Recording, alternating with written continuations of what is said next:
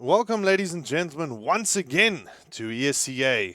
And of course, as per normal, we are bringing you a fantastic quarterfinal between Damage Control and XTC.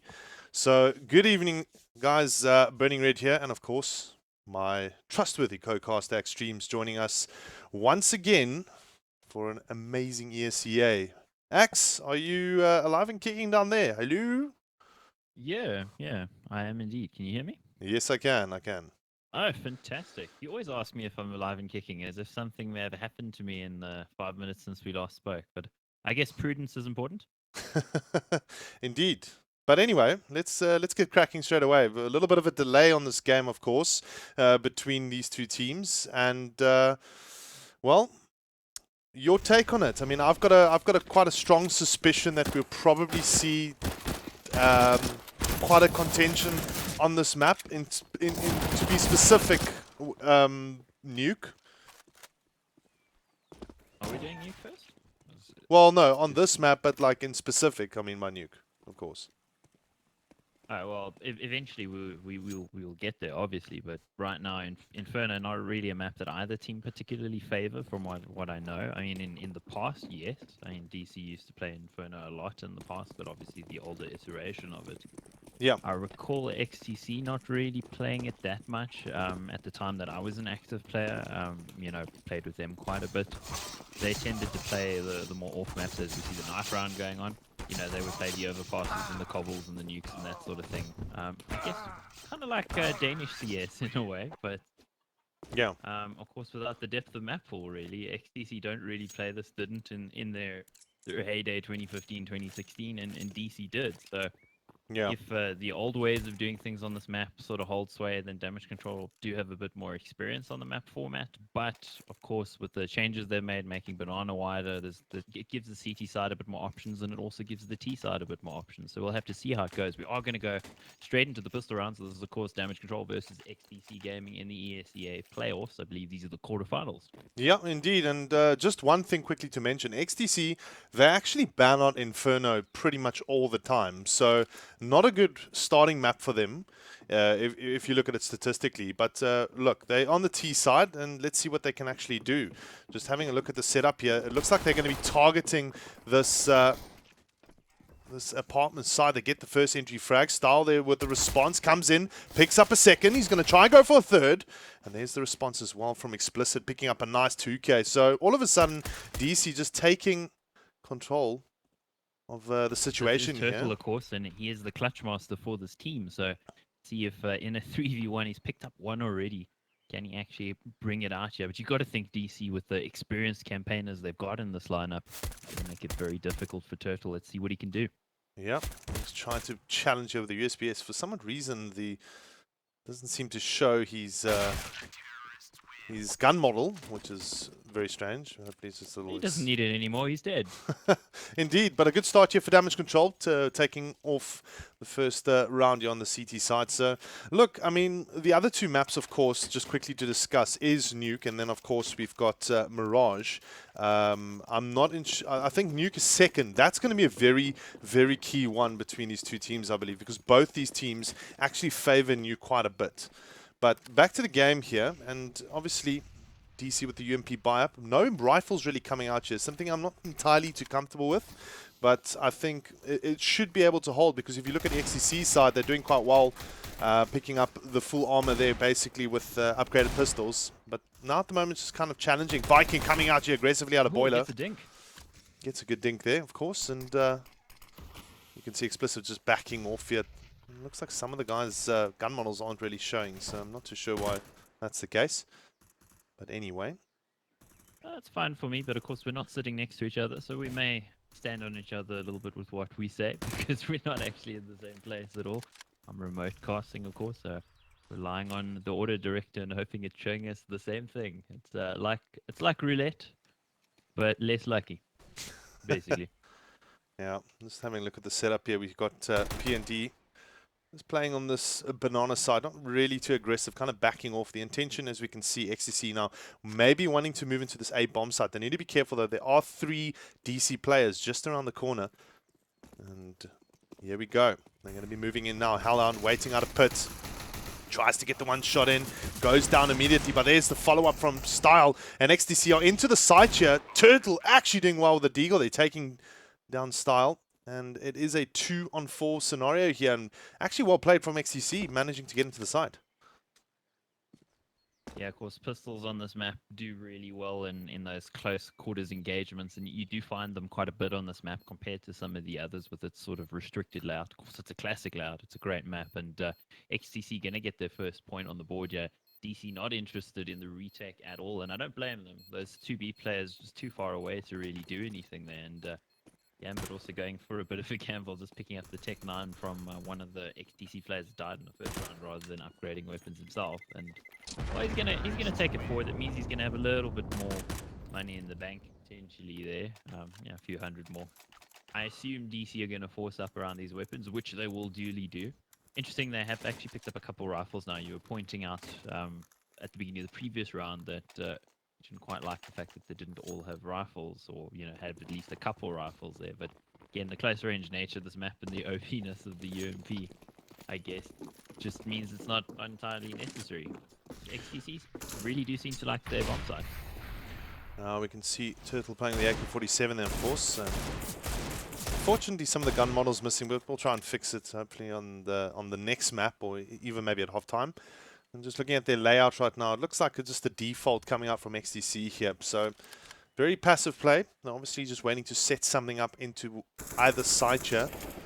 Whoever gets the pick first, and that's the one they'll probably go and target. Or otherwise, we might just see a fake come out. I mean, that's also something great to see from time to time. But just looking at kind of the situation on what XTC are currently doing, they are moving into Banana here. So they are going to try and focus on getting into the site. We have got Instant and we have got Gambit here.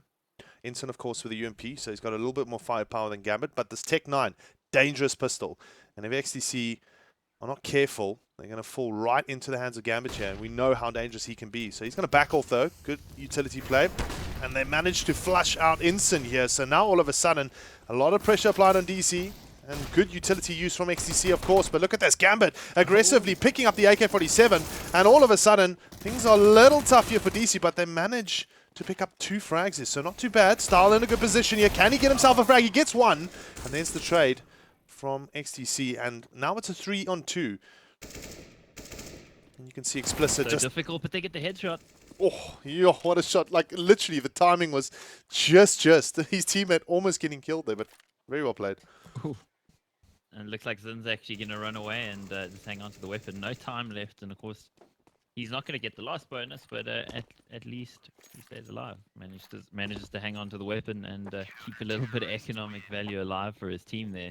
Maybe they'll try to force up around if, geez, the money's limited at the moment. I guess the advantage on a map like this is that you can continually force. I mean, we saw it out of a number of teams in Star Series over the weekend with the just continual forcing on this map. This map was actually the most played map at that tournament, which is also interesting. Yeah. And this is one of the first times we're getting to cast it, so it's going to be really interesting to see how this goes. Damage control, they got all the nades, they got all the weapons. XCC quite a bit more limited, yeah. Yeah, also being shut down. So DC just taking control once again. Managing to clinch that 3rd round here. And you can see XCC now moving up in towards the Banana. Close towards that CT kind of, I don't know, the connector side, really. But there's a bit of engagement there happening, but very well played from Zin here, picking up the 2K on the entry. And now it's up to Explicit, just actually missing his man through that smoke. Retake time here for DC. And Explicit now coming in through from backstage construction side, managing to take down Turtle. So it's a 3-on-3, and still that little danger from Viking. They're taking on the rotator, the Hellhound actually with a late rotation, not really paying off at all. It's up to Style now to try and go for the retake here. It's a 1-on-2, and both SEC players are quite low. He does not know of the man on his right side. Spaz will shut him down. It's a 2-2 here, and things are looking pretty close. Yeah, it's interesting to see how Damage Control are playing their CT side. Very, very passive in all the rounds so far, and giving a lot of map control up to XTC there. And, I mean, this is one of those maps where you can be very aggressive on CT side and actually take map control away from the terrorists. But DC playing it very passively, giving them a lot of space there, and finally XTC able to execute on the site.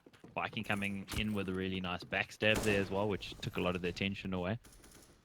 And ooh, it looks like Spaz finally actually finds somebody second mid, potentially to shoot at. Wow. 'Cause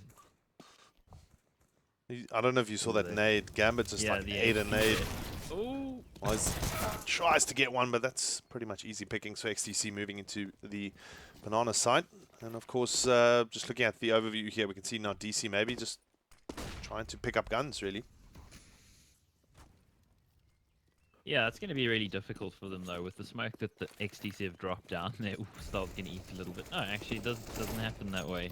Doesn't char nade there, so it doesn't happen in that way. But the smoke that's down there is going to mean damage control are going to find it really difficult to take anything off the XTC guys. Yeah, and you've got to think that XTC are going to try to keep any value out of the hands of damage control. They also have no reason to really hunt them. They've got the bomb plant.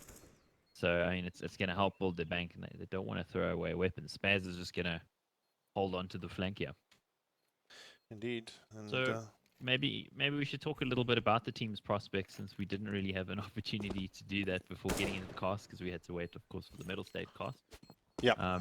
XCC playing earlier on against Singularity, pretty easy victory for them. They were super aggressive in that and threw away a few rounds, I think, with just how aggressive they were playing. But I think they clearly felt that they were going to walk over their opponents, which they kind of did anyway on Overpass, one of their favorite maps. And then on this very map, DC managed to draw against Flipside after Flipside got out to an early lead. So you got to say damage control should be pretty warm for this map. They should be, yeah. But what's really going to be interesting here, though, is that when I was talking to some of the analysts earlier this afternoon, some of them actually predicted that TC would take this 2-0. I don't think so, to be honest. I think XTC, yeah, DC. I don't think so. I think XTC are probably going to be able to take a map away from DC here, potentially Nuke, because it is a stronger map of theirs. However, just looking at this kind of play style that's coming out here, quite early on in this map, it looks like XCC might stand a good chance here, depending on the CT side, of course. I mean, if they got quite a weak CT side, you know, DC might just, you know, stomp them completely. But looking at it right now, it looks pretty good for XCC, picking up 3 rounds quite so early in the first half.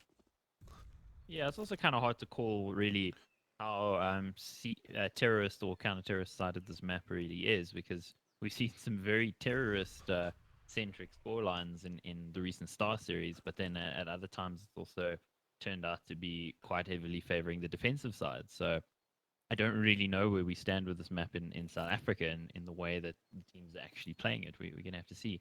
It was interesting, there was a stack here from DC on the B-bomb side early on, but it looks like they've actually rotated that player off towards A now. And XCC again just going for this B-bomb side, not taking map control. DC not taking map control, they're just taking the side. Oh, look at this. Instant in a good position now. He needs to be careful of the boost and gets taken down. So that's already a problem. But still, Gambit is around. Nothing helping there at all for DC, as XCC clearly just move in quite comfortably, taking 3 frags. I love that wall of smoke sort of strategy there, actually just blocking out the defenders from being able to do anything. Of course, they could have sprayed the smoke, but that would have given up where they were. So kind of damned if you do, damned if you don't sort of situation there for the defenders. And unfortunately, the rotator also going down. So DC going to have to save these 2 rifles. And, well, XCC making their life difficult early on in this game. And Turtle there denying Styles the opportunity for life. All the experiences that he was going to have extinguished in a moment. Well, let's also... There's another match I actually want to focus on, and that was last night's quarterfinal between Aperture and XD. Quite a close game, actually. Inferno, first map that went down, was really cool. It was a 16-14 win for Aperture there, and it was really close. Then, of course, they played Nuke second, which was more XD orientated than Aperture. You know, they favored. I think Aperture ban out Nuke quite often in their veto. So as do we all. Who wants to play that damage? Exactly, and XD took control of it, and they literally took it. Last map, Mirage. Now that was something quite interesting, because there XD tends to... I think we maybe need to get back to this game quickly with the action that's happening, yeah? Well, indeed, and Eco round, of course, now for DC. Well, there's Hellhound is kind of placed here potentially to stop these guys. He's got the 1 rifle here. And, he manages to avoid the volley, but comes out and gets the kill on Zen after all. So Oh, it's a bit of a... denied eventually there by PND, but I kind of was hoping, you know, I mean, you're usually the guy with the hope here who goes, can they do it? Come on, man, I was coming with the positivity. Where's the backup? No, it'll come. I mean, this is only the first map, of course. I was giving you a hard time, man. It's been a week since we've casted, so got to give you a hard time. Indeed. But like I said, you can see obviously Instant trying his luck there, not really working out. So Style last one left. He needs to be careful. He'll get taken down.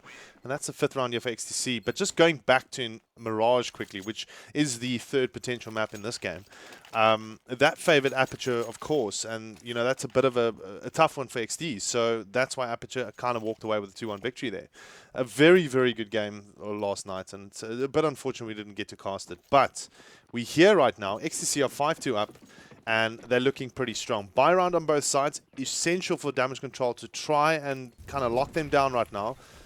Let's see if they can. You can see lots of nades moving up that banana side. It seems to be the current way teams are playing it at the moment, with the nades being chucked out. We're going to see that engagement possibly here with Gambit, I think.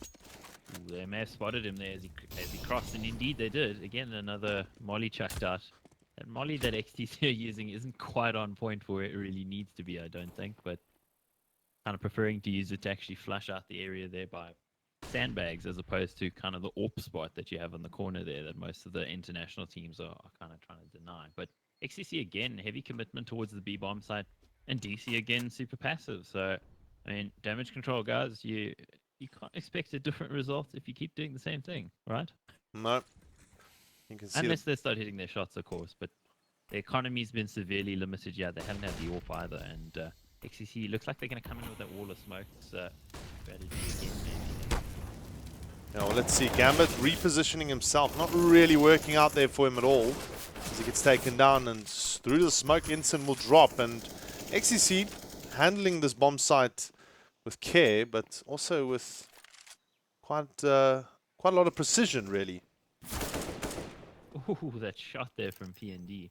Beautiful, beautiful shot. We're going to see the bomb plant finally playing, as you say, with precision and care. They're really making sure that it's clear and there's no opportunity for the planter to get killed. We've got Explicit and Style still alive, but against 5 players, it's going to be really difficult. And it looks like Explicit's pretty much backing out. He's going to hang out by the barrels, maybe sip a bit of vino there while he waits for the run to run out. Meanwhile, well,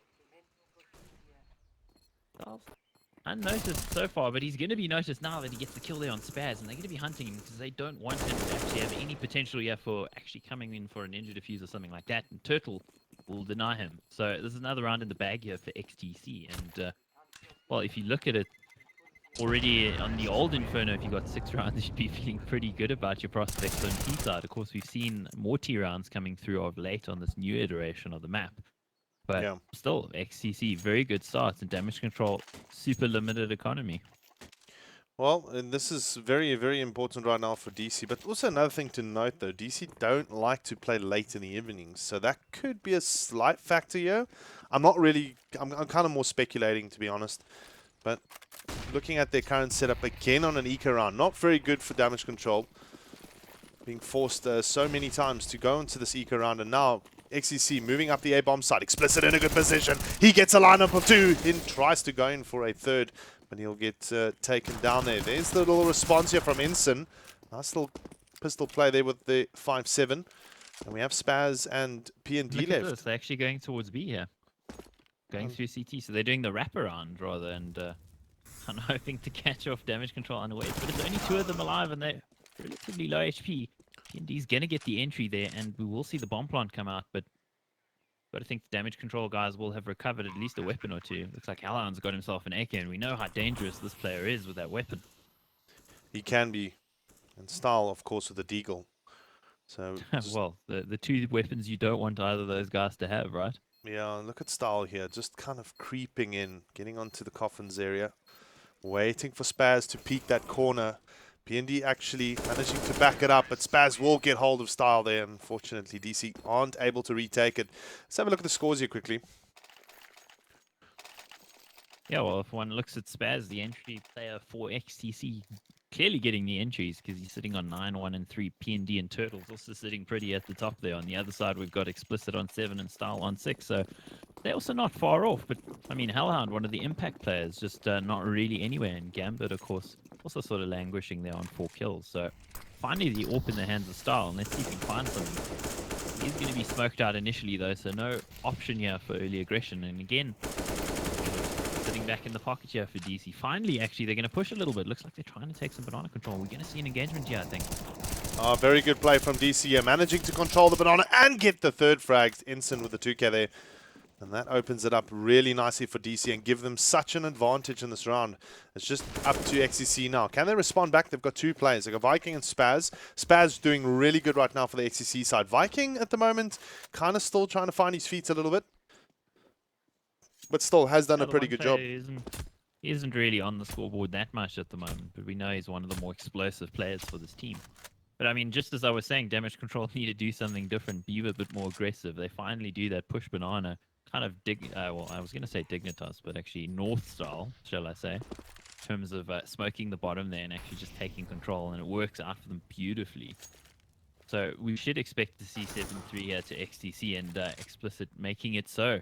Viking left alive, he's going to get the 1 kill here, but he's dropped to half HP, and I don't think he's even going to get a plant here. He's going to get AWP there by Style, so finally that AWP ringing out and getting Style some money. Not much, because it's an AWP, of course. Well, my question here right now, we saw the bit of aggression coming up from DC, of course. Will Style go mid-side now for a quick aggressive pick? Does he have the spawn for it? Yes, no, maybe. I don't know. I mean, it's quite an interesting question to ask. Well, you went through the full range of possibilities there. Yes, no, maybe. Pretty much, yeah. I kind of answered it Let's see what myself. he's able to do. Yeah, he's actually going to drop the nade towards the bottom of mid there. Also opens Zin's hand, which is the first time. We don't often... Oh, I was going to say often, and now something's happening. Gabbitt's getting kills. Yeah, nice little 2K there for him, shutting down Banana. So that is no-go zone for XCC at the moment. Now they have to try and maybe play a little bit of pick play. Yeah, Viking actually trying to challenge from app side, but he's going to back off now. Just get the support from Spaz as they're going to have to realign themselves. Only 3 guys on the XCC left. And still the full 5 of DC. Gambit quite low in HP, but he's done his job. He's taken down 2. And Ensign is close by as well with the M4A1S. Very accurate gun if you know how to spray with it. But now, let's see what Zin can do with the AWP. This is really, really crucial right now. If he gets the entry and takes down Ensign, for example, it should be a pretty easy entry for the XCC guys because of Gambit being quite low in HP. But we've seen guys clutch with this low HP so many times. So, as we see it right now, there's the utility coming in, just focusing a little bit on Gambit here. XCC now moving in, smokes galore. Ensign will come in from Coffin's side into support. And also a nice counter play here from Damage Control, actually picking up a couple of counter nades. Well, he's throwing in 1 or 2 mollies. That's going to apply a bit of pressure, but look at this. Gambit stall, 12 HP, picks up another frag, and that's dangerous. Zin, though, with the trade-off here. Bombs down, and this is a big problem for XTC. And times of the essence right now. And look at this, Instant surviving, just buying the time. Not enough time on the clock yet. Zin doing quite well with the Glock. They're picking up the frag of Explicit, but he's going to run straight into hell. What? Never mind. Jeez. Crazy. Wow. I think I just woke up all my neighbors with that.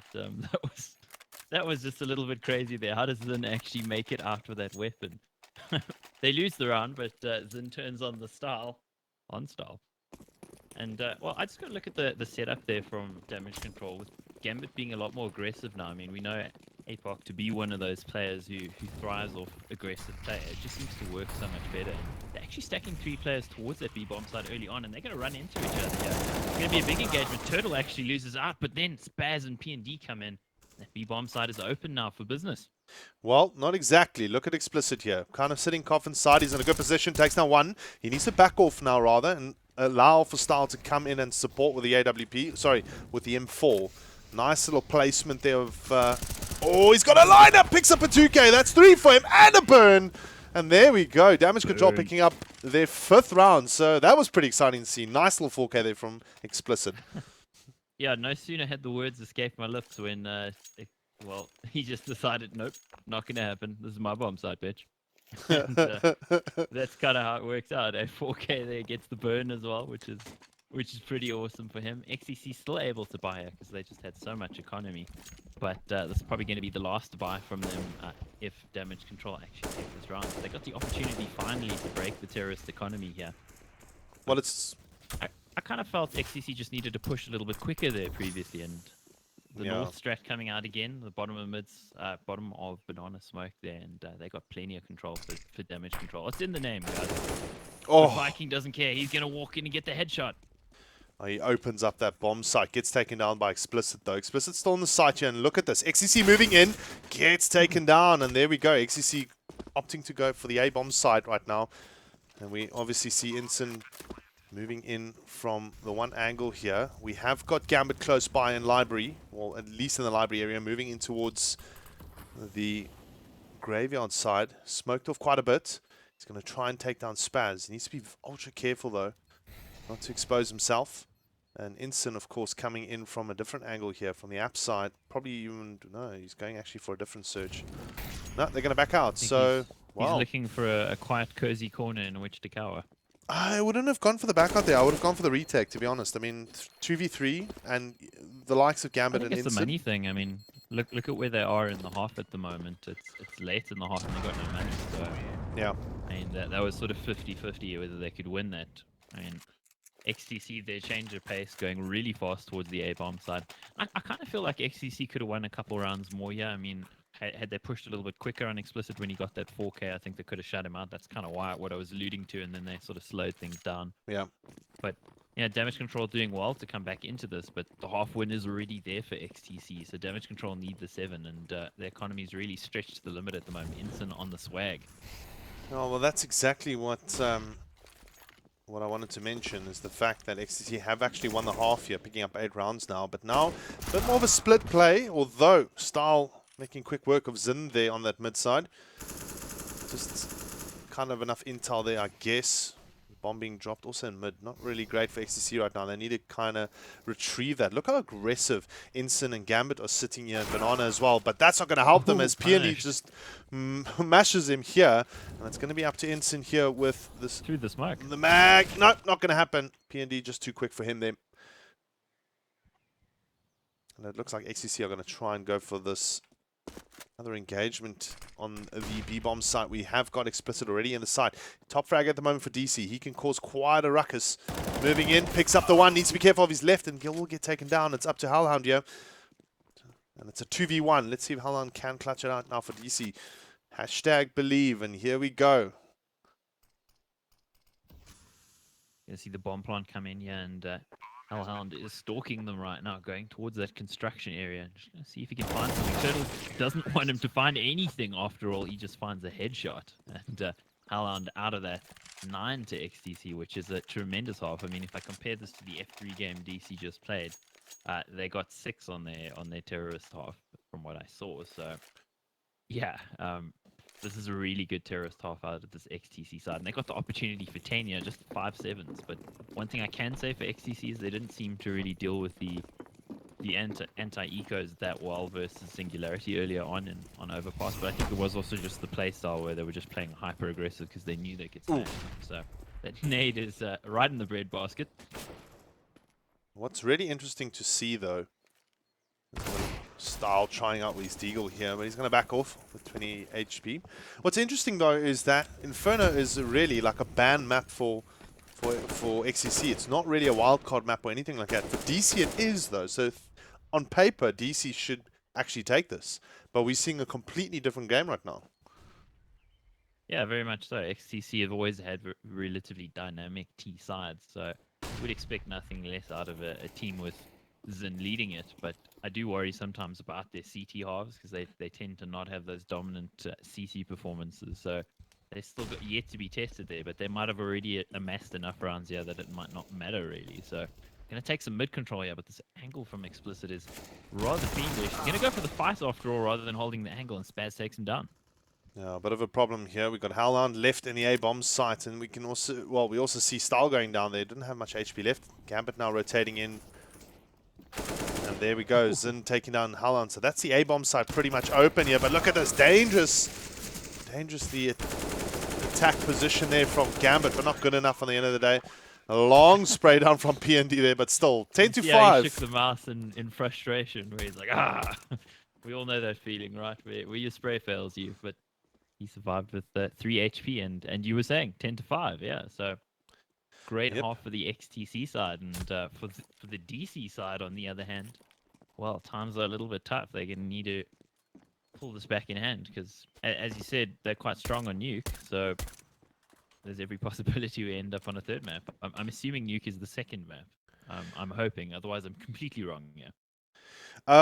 Yes, I it should is. probably go look. It is the second map. I did check. Look, Nuke is going to be an interesting one, to be honest. I mean, I have got no idea um, who's going to kind of take that one. Look, DC loves to play outside quite a lot, and their smoke play outside is really great. So that is something kind of to consider as well. Like, so sorry if you guys just saw that little bit of the sign came up there, or sorry, the intermission screen.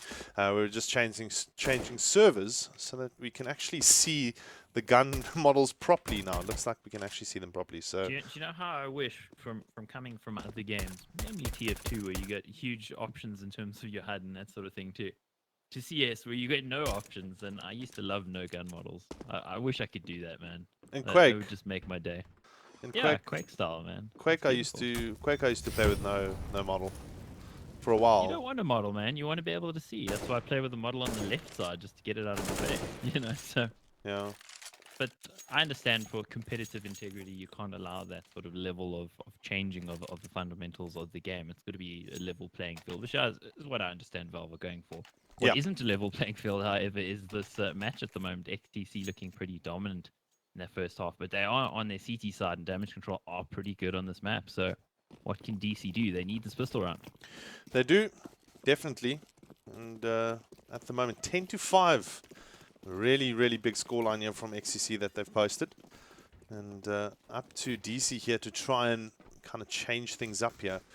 And as they move in slowly but surely towards that A bomb side. Looks like the bomb's going towards the A. We might see a late rotation. I doubt it though, but at the moment, things have quietened down just a little bit. Probably on the 1 minute mark, we'll probably see a little bit of utility flying in. Well, not really. Sorry, there Well, they ain't got no. nothing actually. Yeah, there ain't no utility. Just Armor, 5 armor all round, so they just want to take those fights. brute force. Look, I mean, close quarters engagement really on the A-bomb side kind of works. We might just see an over-rotation here from XCC right now. I mean, not so much. And is kind of still parking in that library side. DC just amassing. Here we go. Viking spotting the first man, and now DC moving into the A-bomb side. Oh, look at the lineup here for P&D as he tries to go. Picks up a second. Viking with the support with a 2K as well. And Spaz, last one left. Gonna go for the knife. Gonna go for the knife. And that's 11-5. They both brought guns to the knife fight, and they also both had knives, so it doesn't work out there for DC at all. No, very, very unfortunate for DC here at the moment. I'm looking at it 11-5. XTC now going for a good buy here, in my opinion. At least 2 rifles and 3 SMGs against the upgraded pistol and armor purchase from Damage Control. So they're anticipating some sort of aggression. Oh, the carpet bombing there of Banana, which is quite clever there. 2 mollies fly out, and that denies any Banana presence there for Damage Control. That's smart play out of XTC. But Damage Control, of course, setting up on this A-bomb site, potentially hoping to find some close-range engagements for this force buy, because, of course, this is CSGO, and one does get CSGO'd with close-range pistols occasionally, but XTC seem to be pretty ready for it. Looking at their setup, 1 player put 1 player on that balcony railing. It's just Style going to be trying to actually draw some rotation, potentially, but actually, no, the whole Damage Control rotating towards B, so can't really be a fake if they didn't use any utility or make any noise, I guess. Yeah, or maybe just a late decision coming out from DCM. We have got Instant around the corner, but he's going to have to make noise to try and pull XCC away from that B-bomb side. That's the first thing he is going to have to try and do. Hopefully get the entry, because then that'll definitely cause something. But look, you look at this. He's on this angle right now. He's not too sure. He does engage. Gets the shot on Zin. 21 HP. He's going to back off now. Does not force the rotate from XCC as you look on the top left. And there we go. DC moving in. Spray down from Viking there. And a burn. And it is only Instant left. Unfortunately, failed there from the DC guys trying to get into that B-bomb site. And Instant not going to get anything from it. 12-5 here. XTC looking very sharp right now. And they still retain 2 rifles. That was interesting to see just how stationary Viking was there. He didn't move a muscle when that kill came in for Instant. There was no rotation, no reaction from XTC, so it pulled nothing from them.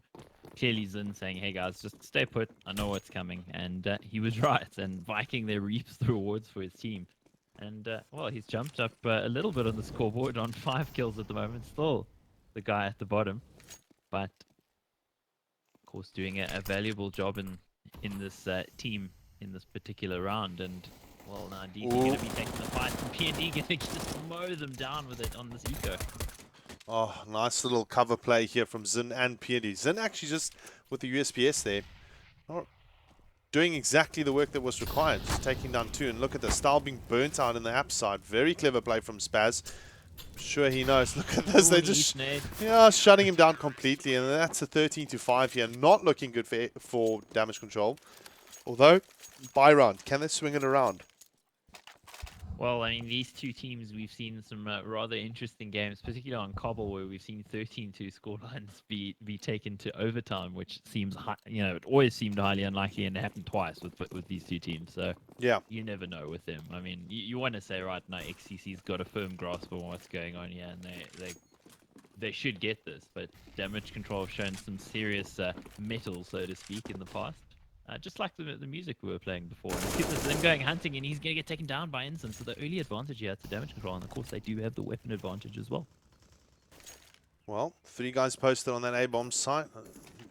We have got Style just checking that banana here at the moment. Look at that. Also, Gambit doing well. And where's the trade? There it is. Explicit coming in with the trade-off here now. And now DC now moving into the A-bomb site. The only player close by from an XCC point of view is Viking with the FAMAS. And he's not really going to hit anything with that smoke. So, pretty much safe to say DC should be able to pick up this round here. Very important round for them. And Viking and Turtle are going to try and come in. Turtle with a UMP, so he's going to have to stick it close. Look, they got the money to challenge you if they want to, but they're going to, and they're going to get shut down. Style and Explicit saying no. Yeah. You can see what XCC's idea there was with that buy. They're sort of treating it as a bonus round, just trying to pad the money if they can get the UMPs in play correctly, because, I mean, close up, they are rather dangerous. But that doesn't work out for them, so they're forced to buy just the full M4 buy. Interesting that they picked it up. It looks like PND could have actually picked up an AWP there potentially. But they decide not to go with that. The 5 rifles versus the 5 rifles and damage control. And it looks like they're going for a boost here towards Ducky, I guess. Well, should probably use the European version, right? as opposed to the South African version. But yeah, but not going for the warbang. I see a lot of players nowadays that going for that particular warbang to clear out a player potentially being on top of the roof there. But Gambit doesn't know that he's rubbing shoulders with Spaz, and Spaz is well placed here. He's actually going to get the kill there, gets the kill through the wall, and gets the second as well. So Spaz proving to be quite strong, the young player here for XTC, and DC now reduced to 3 players. They're going to need to find themselves an opening somewhere. There's still a minute on the clock, so plenty of time for them to do so. What's interesting to see, though, is that between these two teams, no one's really been that risky or ballsy, per se. But look at this Ensign getting into the site here, managing to open up, taking up PND. It's a little bit of a trade, yeah. He just invalidated everything you said there by being incredibly ballsy, being really aggressive on his own. Well, I'll finish that sentence soon. I'm just kind of looking at what DC are up to here. It looks like they might be able to come around that side towards CT Archers here, and Viking has spotted him, so he's going to rather just kind of roll back. Look at Zin trying to get in there, and now DC are opting to move towards the B-bomb side. They've spotted Viking now. Bit of a situation he is, and he'll get taken down. Look at this. All the way they go back towards A side. What an interesting move here from them, and, well, they need to be careful, though, because Spaz, on 13 HP, can cause quite a bit of a ruckus, but a very clever move from DC here, actually just kind of juking them a little bit. They're going for the A plant and successfully capturing the site here. Yeah, Spaz probably should back off here, but he's got plenty of bravado despite being an XTC, but it doesn't work out for him. So I'll take him down. And then follows up on Turtle as well. So that's damage control finally with a round in the bag. And, well, a second round, 2 rounds in the row, shall I say. What am I saying? It's late at night, guys. I need coffee. But so, anyway. Finishing, yeah, 13 to No, 7. denied. I'm not allowing you to finish. Finishing my sentence, basically. What I would like to see XTC do here is maybe pull a bit of a G2 style and bring out a dual or play, something FaZe actually did in the final as well, if you remember. I didn't actually like that, man. I mean, that could have lost in the game if Nico got overwhelmed repeatedly on B bomb side, which is actually what happened. So He did, but nearly didn't work out for them. But yeah, it can work. It is a valid strategy. So let me not invalidate what you're saying, but yeah, that particular example, risky stuff. yeah, the dual AWP, I didn't like it either. I'll agree with you. Like, it wasn't something that I thought it was way too ballsy for FaZe to actually do that. But back at this game, eco round here for XTC. So looking at the gun advantage here, 23,000 to 3,000. DC should on technically take this. And at the moment, just kind of slowly moving in towards that banana side. Let's see if Turtle can catch him there with a 5-7. Now, Turtle is in an interesting position, but quite a common one actually on this boost. No flower bid boost coming out here, though, from XCC. That would have been quite interesting to see.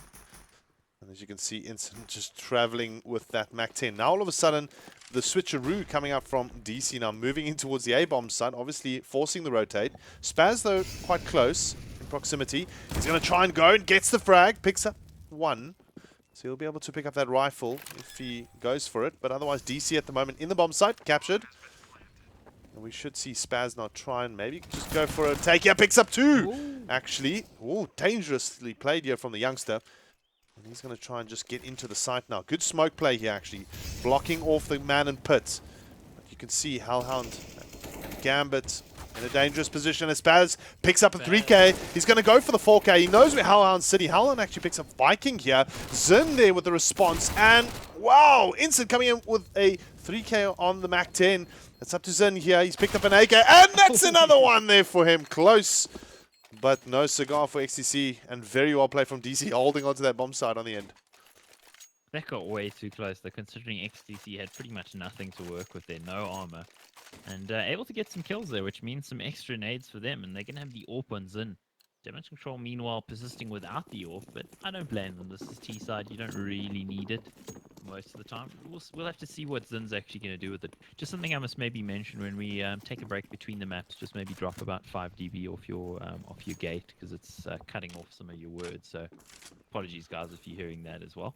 Zin, yeah, getting aggressive. He's going to get shut down. Explicit just, well, shotting on him, I guess, there. Quite a bit. That should help. And here we go. Yeah, but also with the entry there, Spaz just replying in kind, and 3 versus 4 right now. XTC struggling a bit on their CT side as I thought they might, but we'd have to see if they're able to overcome damage control. They've made it so close on the previous round with nothing but pistols. Viking getting a bit overzealous there and Star shutting him down. And I think for the XTC players that are left here, they really need to save these guns.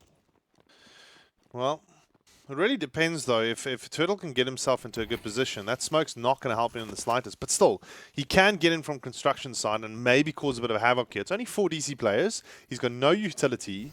Spaz has actually got all the utility right now. Good smoke play coming out from DCS, so they should be able to capture the site quite comfortably. But it looks like XCC are going to go for the retake.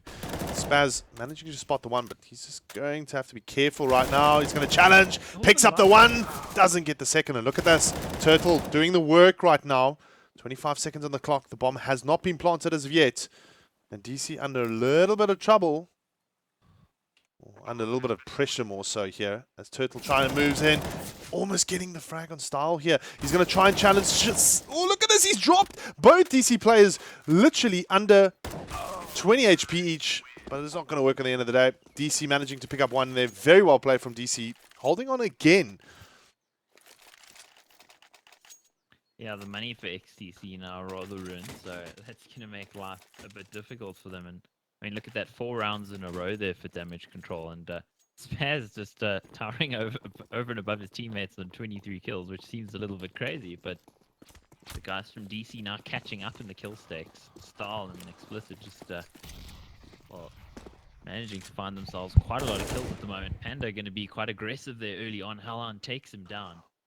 Spaz is going to be looking for some work with this deagle, but he's going to probably get caught up in the hand here and just doesn't manage to switch in time. One shot off before Gambit puts them down. Yeah, very well played from DC at the moment, managing to bring it back. Sin trying to get the mid-man and gets hold of Gambit here. Needs to be careful though. Instant around the corner and just remains. Oh, picks up a second frag. Clever little play there from him. That smoke grenade actually helping him quite a bit there. And he'll be able to pick up an AK-47. No armor though, but still, DC now opting to go for the B-bomb site. We got Viking on 17 HP sitting inside.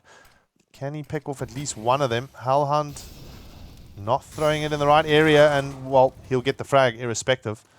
But still, retake time again here for XTC. No buy ready. It was an eco round. So, can they get in? Can they take down more of DC's players? Yes, they can. Total actually getting hold of Hellhound. It's a 2-on-2 right now. Needs to be careful on the man on his right. Oh, shot too early there. And look at this. What a retake from XTC, picking up the 14th round here on no armor. Well, okay, half armor actually on Turtle there. But still, very well played. Yeah, very much so. Have you got the mic a lot closer to your mouth there, man? Like, you're way louder than you were. Sorry, I actually just changed the gates. That's all I did. I can tone it just a little lower. Hopefully that's better. That's a bit too much, man. Sorry. I'm getting picky, man. I like good audio. Yeah. Anyway, So give us a little bit more level there, mate. less or more? More. Oh, you want to hear me more? Yeah, just now one notch back, and then I'm gonna be like super happy. Okay, there we go. You're super happy with 14 on the board. So 14-9 at the moment. We got the AWP in the hands of Zin, and Styles also got himself an AWP here. Also, but Spaz again enjoying his time in the flower pots. Yeah, he seems to like the boost and sitting on these angles, and it's been working out for him pretty well. But I think the problem has been some of his other teammates going down here, and to be ready for it, but they're ready for him. Gambit takes him down and gets the entry. There's Zin, meanwhile, replying in kind with the trade. Yeah, look at this. 4 at the moment. Style also with the AWP. Going to be a bit of a problem, I believe, for XTC. Look at PND, though.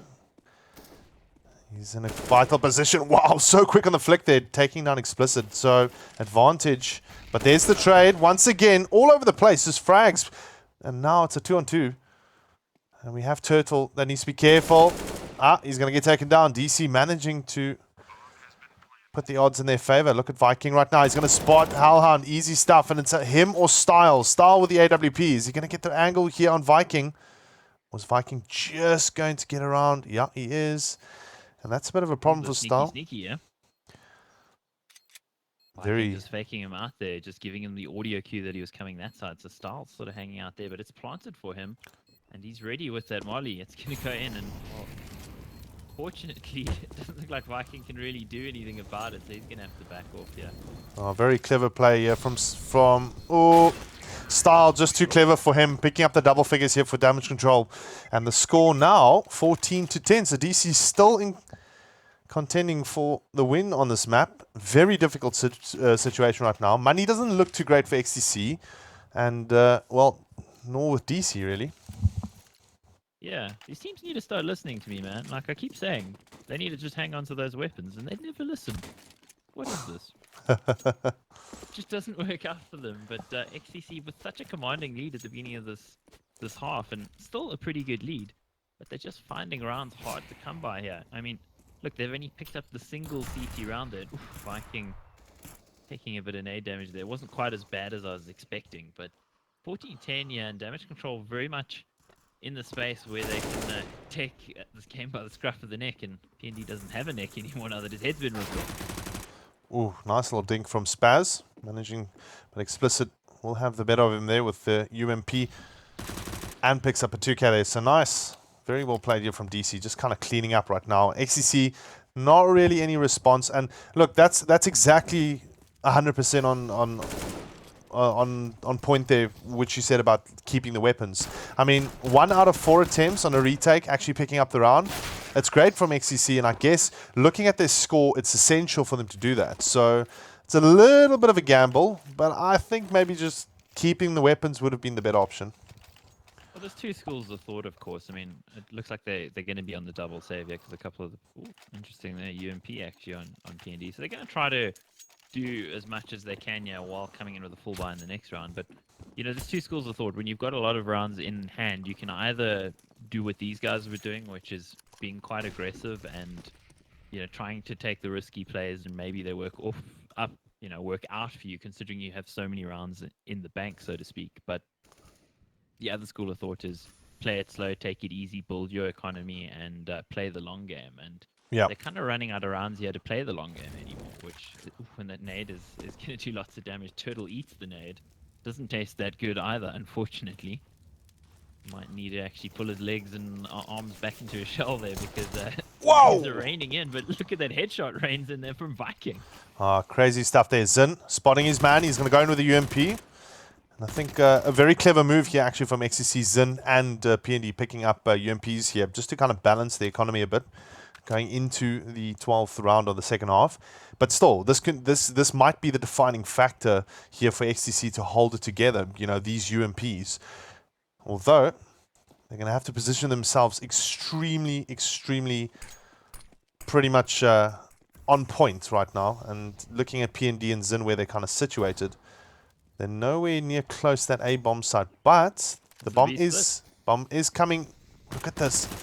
Opening himself up just a little too much there. Viking's going to come in. He's going to help out. Picks up one, actually. And now there is a B push here from DC into the site. But look at this. PND just doing the work right now. He's going to try and stay alive. But all of a sudden, Viking with the 2K picks up the 15 round here for XTC.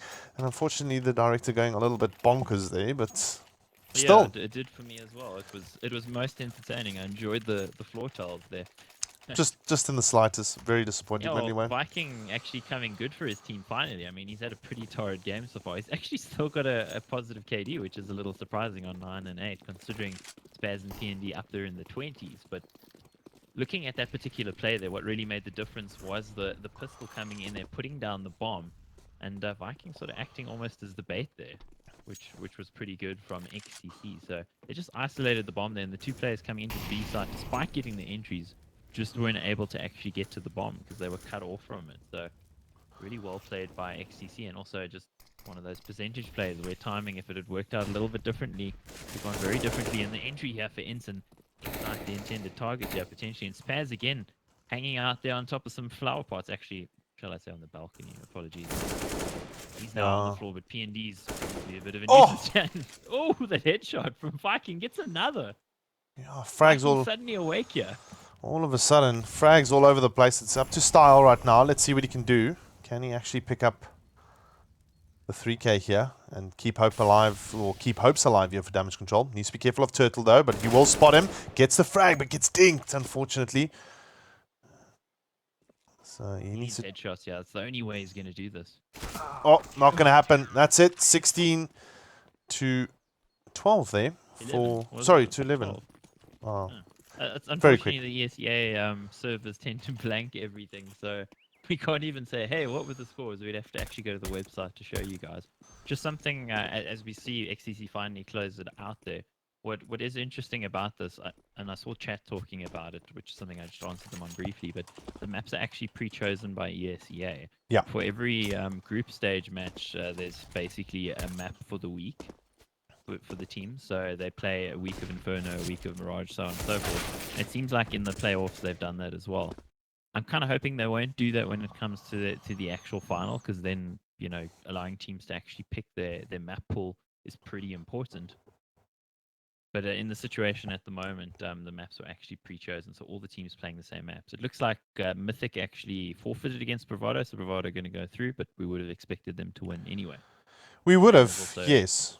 Energy WOD happening at the same time. Yeah, that's also a very interesting game, actually, Energy WOG, specifically when it comes to Mirage. Both teams love to play Mirage, so that's also something that could be quite close in a bit of a battle there between those two teams. I mean, it could go either way. And then the second map, of course, as well, is Inferno. And Inferno for Energy and WOG also kind of quite close on performance-wise. Like, they don't ban it out. Not as it turned out, though, on the server, man. 16-1. To who? To Energy. Yeah, okay. So that brings me to my last point, though, skill. And Energy, in my opinion, have got the aim power right now, and they've got the skill set, they've got the strat play, which would then basically justify quite a good victory that you've just indicated here, 16-1. So, but unfortunate there for WG, but I'm sure Mirage is going to be quite a close one, maybe even Nuke, actually. Anyway, as you guys can see, we're just kind of waiting out now. We're going to be joining the server again for the second map, of course, which is going to be DE Nuke, if I'm not mistaken. That's going to be quite a nice battle here. DC need to bring it back. They need to take one map, and I believe they can do it on Nuke. They've got the strat play, the play style to do it. Something XTC, I don't know if they're going to be able to counter. Maybe they can. They are pretty good on the map, so it's really up in the air at let's the see what moment. happens. Cool. Shall we take a quick 2-minute break just Yes. to empty our bladders and get some nicotine in, and we shall be back. It's going to be exciting. Cool. Well, we'll see you guys in the next 2 or so minutes.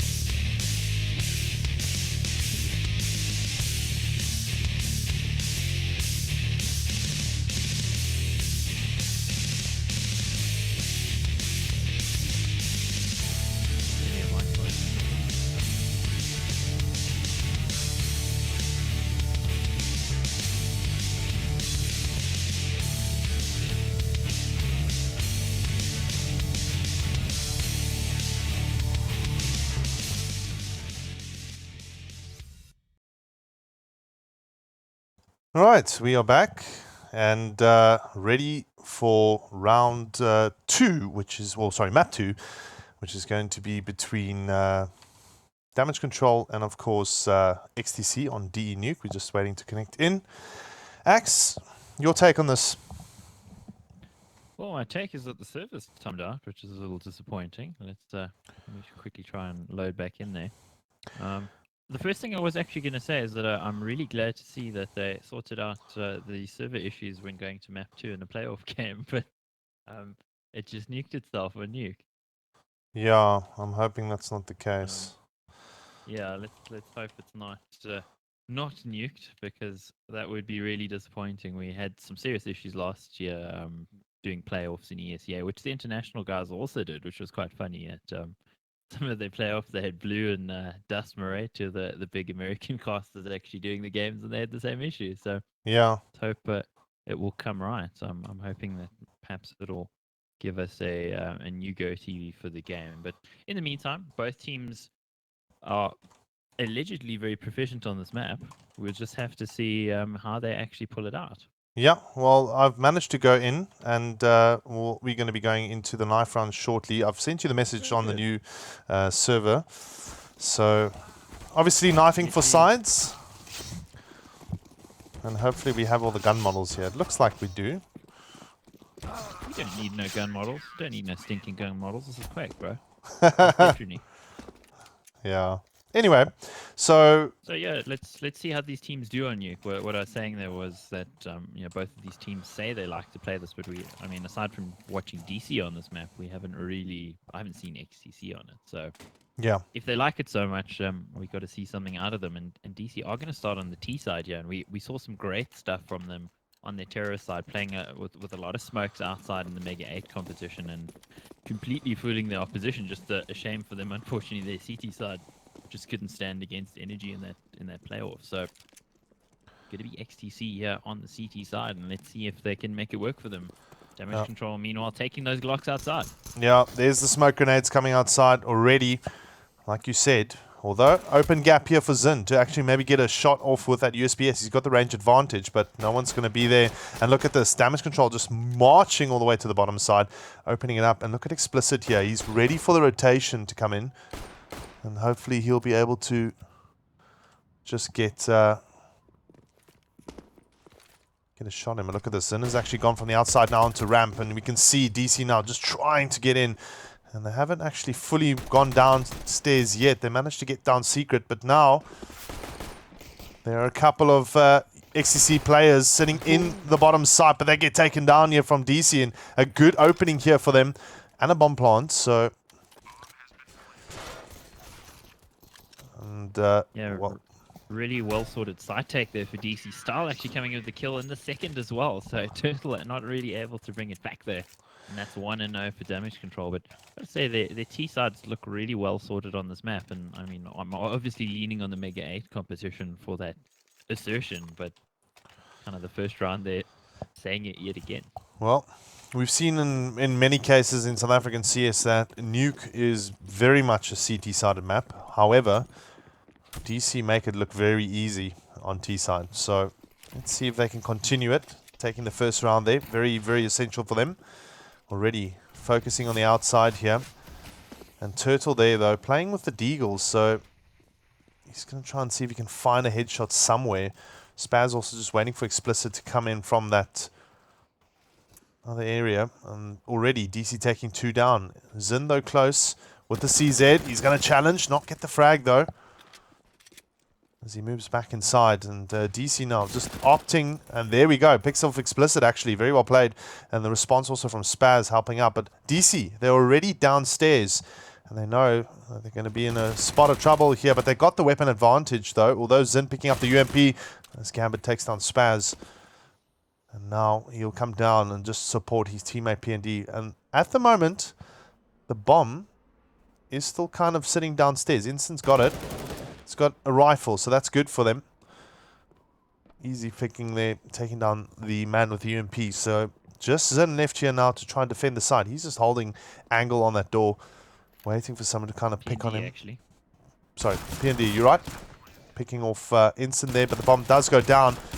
And unfortunately, quite a bit of a costly round though for DC, but still, they managed to keep the rifle here and the round. Did I say Zin? You did say then. Wow, I don't often do that, but anyway. Yeah, I'm the one who usually calls people different things, and well, let's see what we can do here. Maybe I can call somebody something completely different, somebody who isn't even on the server. I think that would be exciting. Yeah. Put money down on that. But I wouldn't put money down on this round here for XDC. They're going to get mowed down with these SMGs, and well, DC are making it so. Just the player there at the top, Spaz, Spaz actually, sorry, is the last one left in the lobby. He's going to get extinguished there by Style coming in there with the 3k. So doing a lot of farming there with the UMP. He's going to have a lot of money in the bank, and he should be able to bring out an AWP here if he wants to. But I think Damage Control may approach this more with rifles, because again, despite the big open spaces outside on Nuke, a lot of T-side teams still will favor 5 AKs, which is quite interesting, unless you have a Star AWPer on your side. And I guess Style does, despite his advanced age, probably does actually qualify for being a Star AWPer, but let's see, maybe he'll pick it up later in the game. But this is, of course, the first buy round. XTC, yeah, with 5 rifles, and trying to see if they can find something. And it looks like ramp is actually where Damage Control potentially going towards. Yeah, once again, we got the outside smoke coming out here from DC, so a bit of a decoy play. Secret under scrutiny here as Hellhound takes down Zin, and a bit of ramp play, like you said. Style Explicit and Instant kind of just moving in towards that ramp side. Hellhound just kind of keeping outside, occupied, taking down PND. So very good entry play there from him. Or actually lurk play more so, as the DC team move into the bottom side. That's the bomb drop. Spaz in a good position though, and has the support here from Viking. Look at the spray down here. Wow. 2k from both Spaz and Viking, leaving Turtle left and Hellhound the only one to face it off here. 1v3, and it's a very good lockdown here from XCC, and this is exactly what I was kind of anticipating between these two teams. A very strong CT side from XCC, and then of course a very dominant T side from Damage Control. Once the buy run was in effect, it's going to be action-packed, and it looks like XTC have taken the buy round, well, the first buy round at least, and score 3-1. Let's have a look at the player scores.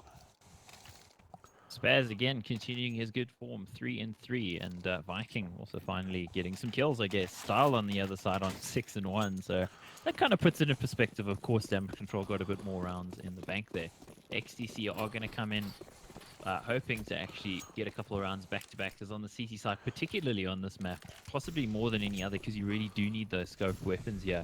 The economy does suffer somewhat. Damage Control going to throw those smokes out, and Hellhound again going to be taking some control here for himself.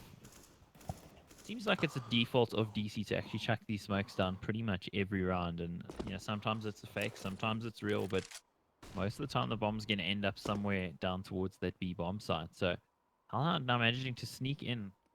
He's got himself a lot of space here. Meanwhile, ramp is where the rest of the DC team are going, and Spaz is waiting for them. He's going to spot them out there. Drops Explicit a little bit with the HP, and he's going to drop the molly there just to slow them down a bit. Nobody dead yet. Still a minute on the clock. It's a little risky play there from Spaz, actually exposing himself there just for the brief moment, trying to see if he can spray someone down.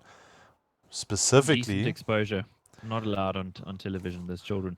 Well, it's because of Style, really. Look at the Style. Well, Not going to be able to get it there. Hellhound actually opening up, but there's the trade from PND.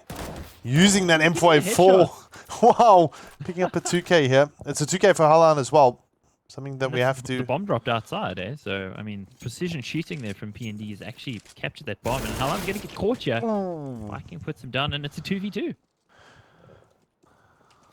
Yeah, DC just needs to retain the bomb here. Viking quite close by, but look at this Turtle again coming from Heaven's side, spamming onto the mid side, and look at this lockdown from XTC. They lost 3 members though, but still they retain the second round, and a very important round because that was the second buy round there for DC, and they weren't able to capitalize of it. So now DC are forced to save up, and should be a third round here for XTC. Zin also coming up with the AWP now instead of the Scout.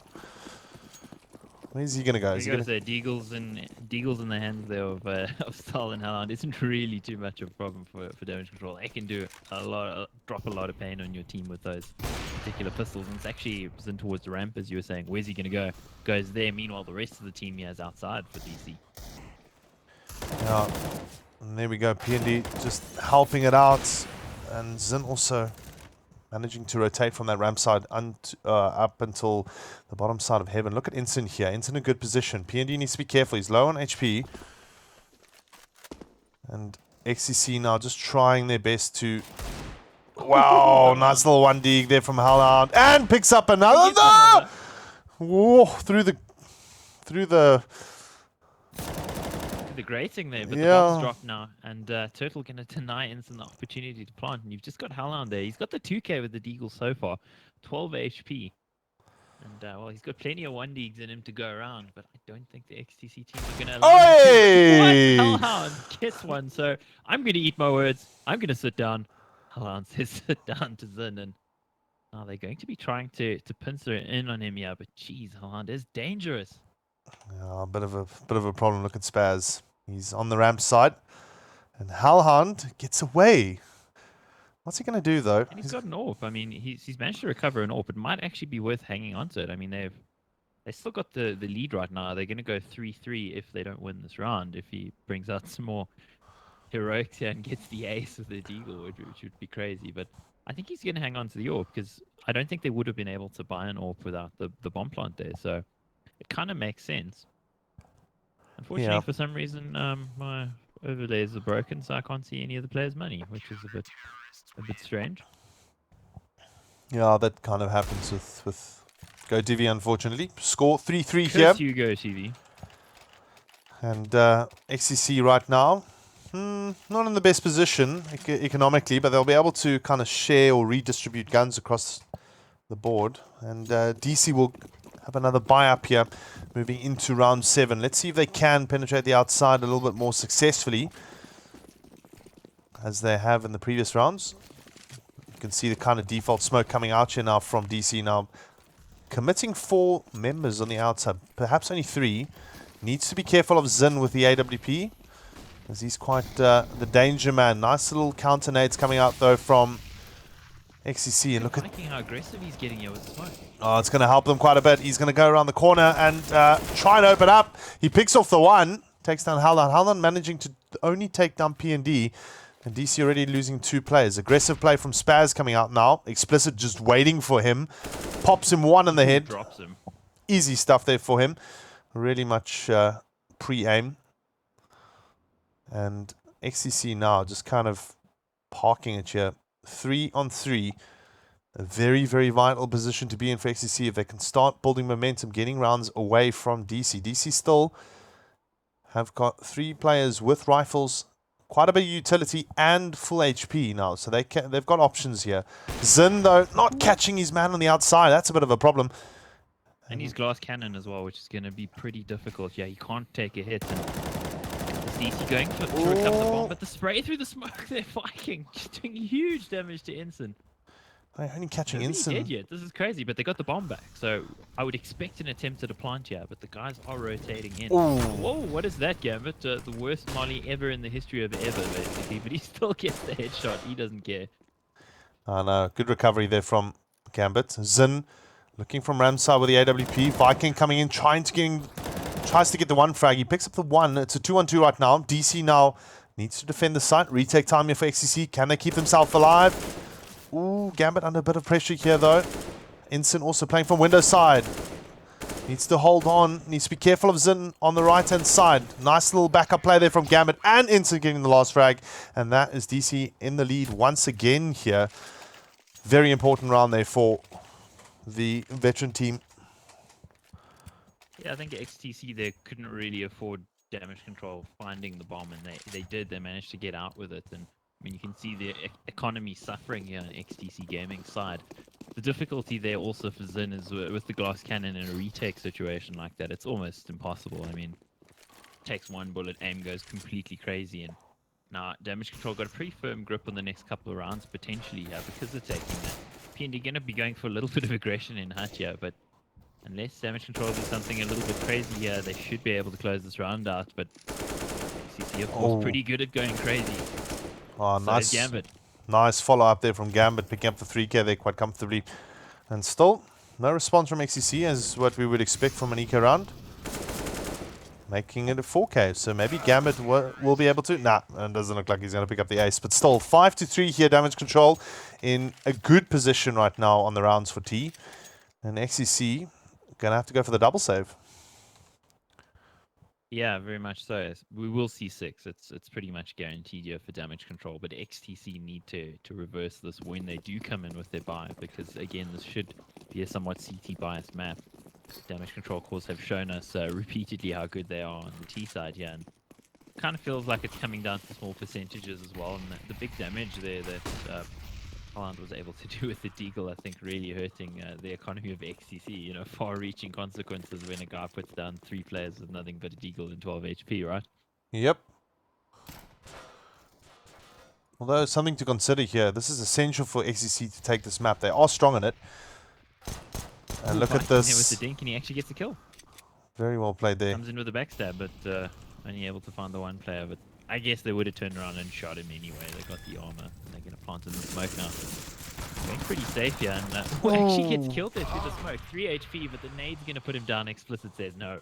Yeah, well, look at this. XCC managing to pick off 2. Damage control only with 1.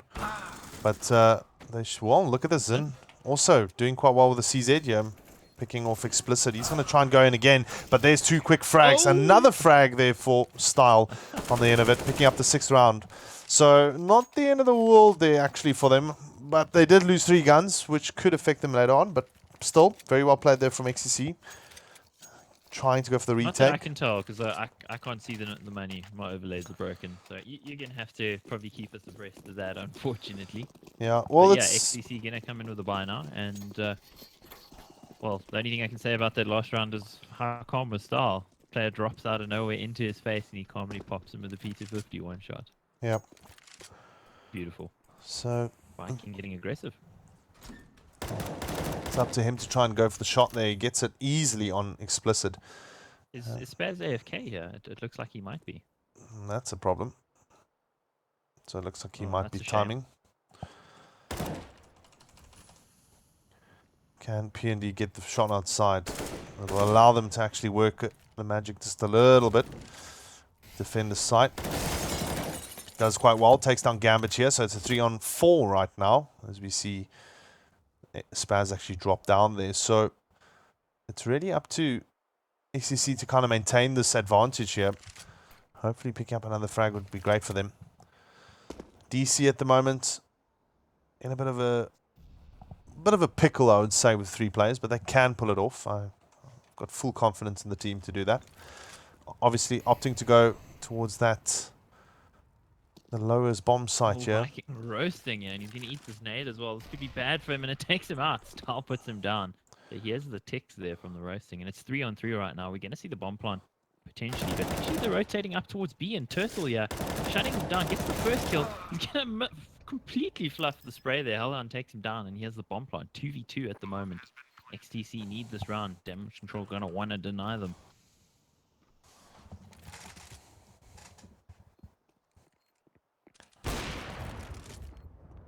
Oh, look at that from Zin. Pretty easy for him.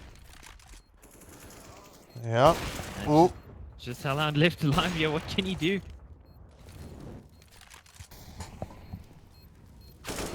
Picks him off. Easy there.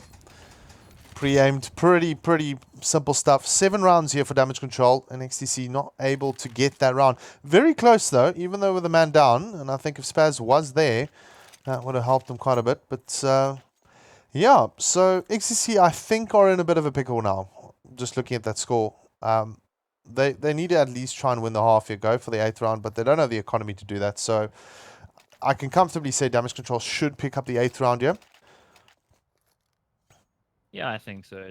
It's looking like this is their map pretty much. It's one of those situations where, I mean, as I was saying early on, the CT side is so difficult to maintain the economy on this map because you need those scoped rifles, and unfortunately for XCC, damage control keep resetting them. So you're in the situation now where damage control got the bank, substantial bank as I would imagine. Again, I can't actually see it, but as it were. But XDC on the other hand, I think they had every opportunity to win that round, and I think that Turtle there in Rafters just fluffing the spray. He really should have gotten the second kill there, which would have made it so much easier for the retaking players to actually win it. Of course, Palan does win the 2v1 there, but that was the round XTC needed to get back into this, and unfortunately not able to take it. So you'd expect damage control to stamp all over them. There's going to be boot prints on the faces of the XTC players right now, and they're going to have to do something rather miraculous on their T side.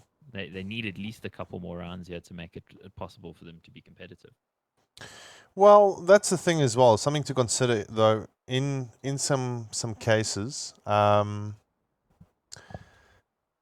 it is a little bit more T-sided, though, in South Africa. Sorry, not in some cases. Actually, majority of the time I've seen, Nuke has been a little bit more T-sided. So this sort of result, yeah, could potentially... it's very hard to kind of gauge at the moment. Like, I just do think that 3 rounds right now is just too little for XCC. They need to have 5 at least to go into a comfortable, well, I wouldn't say exactly comfortable, but at least a decent second half. Where they have a chance in hell, basically. Correct, yeah. DC are like extremely strong right now on Nuke, and we've seen that in the Mega 8 competition. But this is not really, like, this is kind of a little bit dire here for XCC. If they're not able to pull off this map, the third map, Mirage, is going to be a bit of a bogey map for them, I believe, because that's a map that they ban on often. And really, if you go look at the past bans and vetoes they've done, they've vetoed out Mirage constantly. So that could be a problem for them, because damage control can actually play Mirage pretty well, and I've seen that from time to time. There's also that kind of thing that must be boiling in the back of their heads, going, guys, we need to take them on Nuke. It's a strong map of ours. We don't want to go to Mirage. If we go to Mirage, we are in big jeopardy of losing this quarterfinal. That's something I believe that's definitely at play here. But let's quickly just take our focus away from the game here. The amazing news, ESL Africa. I mean, hello, we haven't even spoken about that yet. Hello. Yeah, isn't the... Yeah, very much so. I was hoping to talk about it at some point, but the games have been, quite action packed. We've had very little in the way of tech pauses, which, I mean, usually on South African internet, our internet is made out of potatoes with pieces of string tied between them. It seems like with the facilities some of the guys have. it's not that bad. It's not that bad. Literal potato internet. I don't know. I mean, yours is making your voice glitch, man. So. No, I just think that's the server that we're on. I can hear that. Maybe. I blame the internet. I blame Jacob Zuma, Telkom, and Donald Trump. Okay, fair enough. In that order. Fair enough. In that order. But I don't blame ESL. In fact, I thank ESL for being here. It's going to be amazing. ESL Africa, the first qualifier is on the 23rd, and I think the second one is on the 30th. So those are both Sundays, which is interesting. So I guess they'll have to work around some of the other tournaments that are happening, like Telkom. I don't think Medal State is happening on the 30th, though, from what I recall, because they have their LAN finals, I think, on the weekend of the 7th. So, I mean, that's also another great tournament, R1 million. But from what I gather for ESL Africa's Kwese sports tournament, we're talking 2 million between 2 titles, and I would imagine, considering Hearthstone is super boring and crap. Did I say that? No, it's not. I don't like Hearthstone. All the money should go to CS:GO. I don't like card games either. Look, I'll be honest. You know how much trouble I'm in with Penguin right now. He's a great guy. He's a Hearthstone caster, so therefore, I shouldn't talk to him because he's boring. But I do like him. He's gonna be like, hey, what are you doing? He's not gonna like that, but. The overall story there is it's 2 million rand, which is what, like $150,000. Although maybe tomorrow it'll be like $1.50 based on how our economy is going. 2 million rand is becoming worth less every single day. Well, it actually becomes more, because it is dollar value. $150,000 is the set price. Okay, I thought we were talking rands converted into dollars, not the other way around. Well, in that case, bring the 150,000, man. Well, so I believe. Okay, I could also be wrong. Okay, but that's interesting. I mean, Kwese is an international company, and so is ESL. Correct. So I imagine they've got dollars on hand. Yeah. So it's great. It's awesome to hear, the African Championship coming out, and that's going to be awesome. Like you said, the 23rd and the 30th of April are the qualifiers for Season 1. Now, if you guys actually want to go just kind of investigate this, please go to pro.eslgaming.com/Africa. That'll give you the breakdown exactly how the qualifiers and the group stages are going to work. And then there's obviously the playoff section as well. And there is a prize pool for Season 1 that is under the FAQ tab. If you don't know about it. So there's a prize pool for Season 1. Season 2's prize pool has not been announced as of yet. I have no idea what it is, but the overall prize pool is going to be 2 million. And also, ESL is going to be at Rage, which is going to be phenomenal. I am so looking forward to that, to be honest.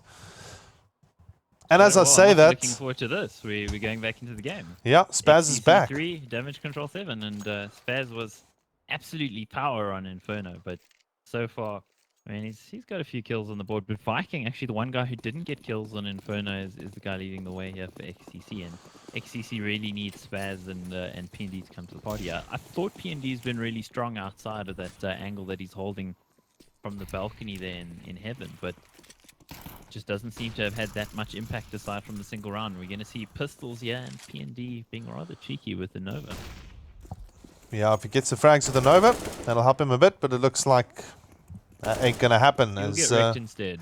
DC trying to move on the outside here. As per normal, that smoke wall that they post up there from Red Crate all the way through to Secret, just allowing them to move freely down that staircase. And Explicit always playing the lobby side, so he'll catch Zin here, of course, and Viking might actually move in to support him. But Inson, it looks like DC opting a little bit of a different kind of mechanism here, trying to go in from the mouth side, maybe pick up a frag or two. I don't know if he spotted Viking there on the left side, Inson.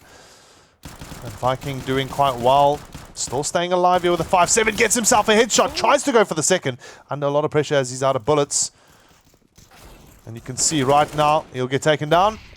And it is up to Turtle here. Turtle, the last one left with a P250. He's going to try and go after... doesn't get hold of Gambit there. That's the 8th round here for damage control. Vital round, of course. Every round counts. They want to get to 10 and close off this map quite comfortably. XCC now coming in with the buy, and this is absolutely vital for them. Spaz actually going to pick up the AWP, so I assume he'll drop that to Zin. Oh, actually double AWP. Wow, okay, this is interesting. So I'm assuming Spaz is going to be towards ramp for that second AWP, where Zin will go probably towards Heaven here. No, we got this. What are they both going towards ramp? That doesn't make any sense. Let's see what they actually end up doing here. But okay, Zin actually getting quite aggressive, so he's going to run towards Secret, which is potentially quite interesting here. So they're deciding basically to hold off this B bomb site, forget about outside, and just stop damage control from getting into B, because they've been getting into B so consistently thanks to the 3 smokes that they know. It's just crazy. It's 3 smokes, but it's working so well for them so far. And Alan now on the hunt, looking for more headshots. Yeah, let's see what Zin will do here. You can see DC just taking slow, and P&D also sitting quite back, almost timing there, getting hold of Gambit. Nicely played. Zin also with the AWP. There's the trade from Style. Very well played. Spaz also still with the AWP. Style picks off Zin in that previous engagement. You can see Turtle also locking him down, taking out Explicit from the lobby side. So it's up to Inson here to try and see if he can maybe cough up a frag against XTC. It's a 4-on-2, and he's in a bit of trouble. P&D pick up the 2K. And there we go. Spaz taking down Style. So that's another AWP drop there for DC in the 4th round for XTC as well. Interesting call there from Zin, and it shows what a smart in-game leader he actually is there to completely change their setup. I mean, that was the most different it could have possibly been, aside from them all hiding inside of Toxic or something on B, you know? Yeah. I mean, that's the only other thing that could have possibly done anything for them, considering how they're being stomped there. And completely changing the setup. Now I'm talking crap, of course, they could have done other things. But well, it's a bit of G2 flair. Yeah, changing the setup there so that allowing DC to come towards them on B rather than contesting outside, because outside is what they've been losing those battles consistently on. So it makes sense that they go that way. And you can see damage control now approaching this round completely differently, because they've been sat down by XTC. And look at this from Style. He's actually trying to find himself somebody towards main there, or mini, if you want to call it that. Viking going on the hunt, actually getting a kill here, and he's going to come in with a flank potentially here, so damage control going to have to worry about that. Well, Spaz with the AWP down on the bottom bomb site, and DC now trying to go for that ramp side, but getting smoked off there. Very, very clever play though from from XCC Zin specifically, just getting that That smoke nade. in there. But DC have opted just to push through the smoke and take control of the ramp side. So now they've got the option. They can go under heaven, try and take on Zin, or actually just go downstairs. But it's going to be tricky for them. They need to be careful. As we do know, Spaz is around the corner with the AWP. Oh, but gets spotted there by Explicit, and they open up the site. So now it'll be pretty simple stuff for Instant. Look at this. He's going to Can't plant there, Ensign. They've changed it, man. Oh, they have, That's not yeah. how it works. Wow. PND there with a casual headshot that was beautiful and explicit. And that bit of hesitation may have cost them here a little bit because Viking's going to take him down. So it's a 2v4 right now, and this is super tough here for damage control. They had all the control, and now the situation potentially spiraling here. XTC stopping them again. PND coming in Wow. with the last 2 kills. Amazing from PND. Yeah, very well played there, picking up the 3 can. That's 5 rounds for XCC. What they needed, let's see if they can pick up more, maybe make it 7. Then we have ourselves a game because, well, if it is true that South African CS is more T-sided, which historically it is. On this map. On this map, yeah. It's the caveat, yeah. That's going to be a bit of a problem for DC. But look, Dual Orb still coming out here. So a lot of G2 flair, like I said. Some French flair, really, coming out from the XCC players. The wing there. And Style already dropped down to 21 HP there. a bit of a problem for him. As you can see, Viking now. Oh, clever little molly there, keeping them at bay, trying to go down secret side. PND also opting to go on the inside, getting hit tagged just a little bit, but... Oh, there we go. Viking.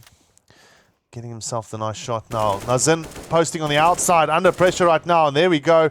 That is the trade that DC needed. Inson also here, just kind of waiting it out. He knows someone's around the corner, so DC might just opt to go somewhere else. But they need to be careful. That turtle actually getting the headshot.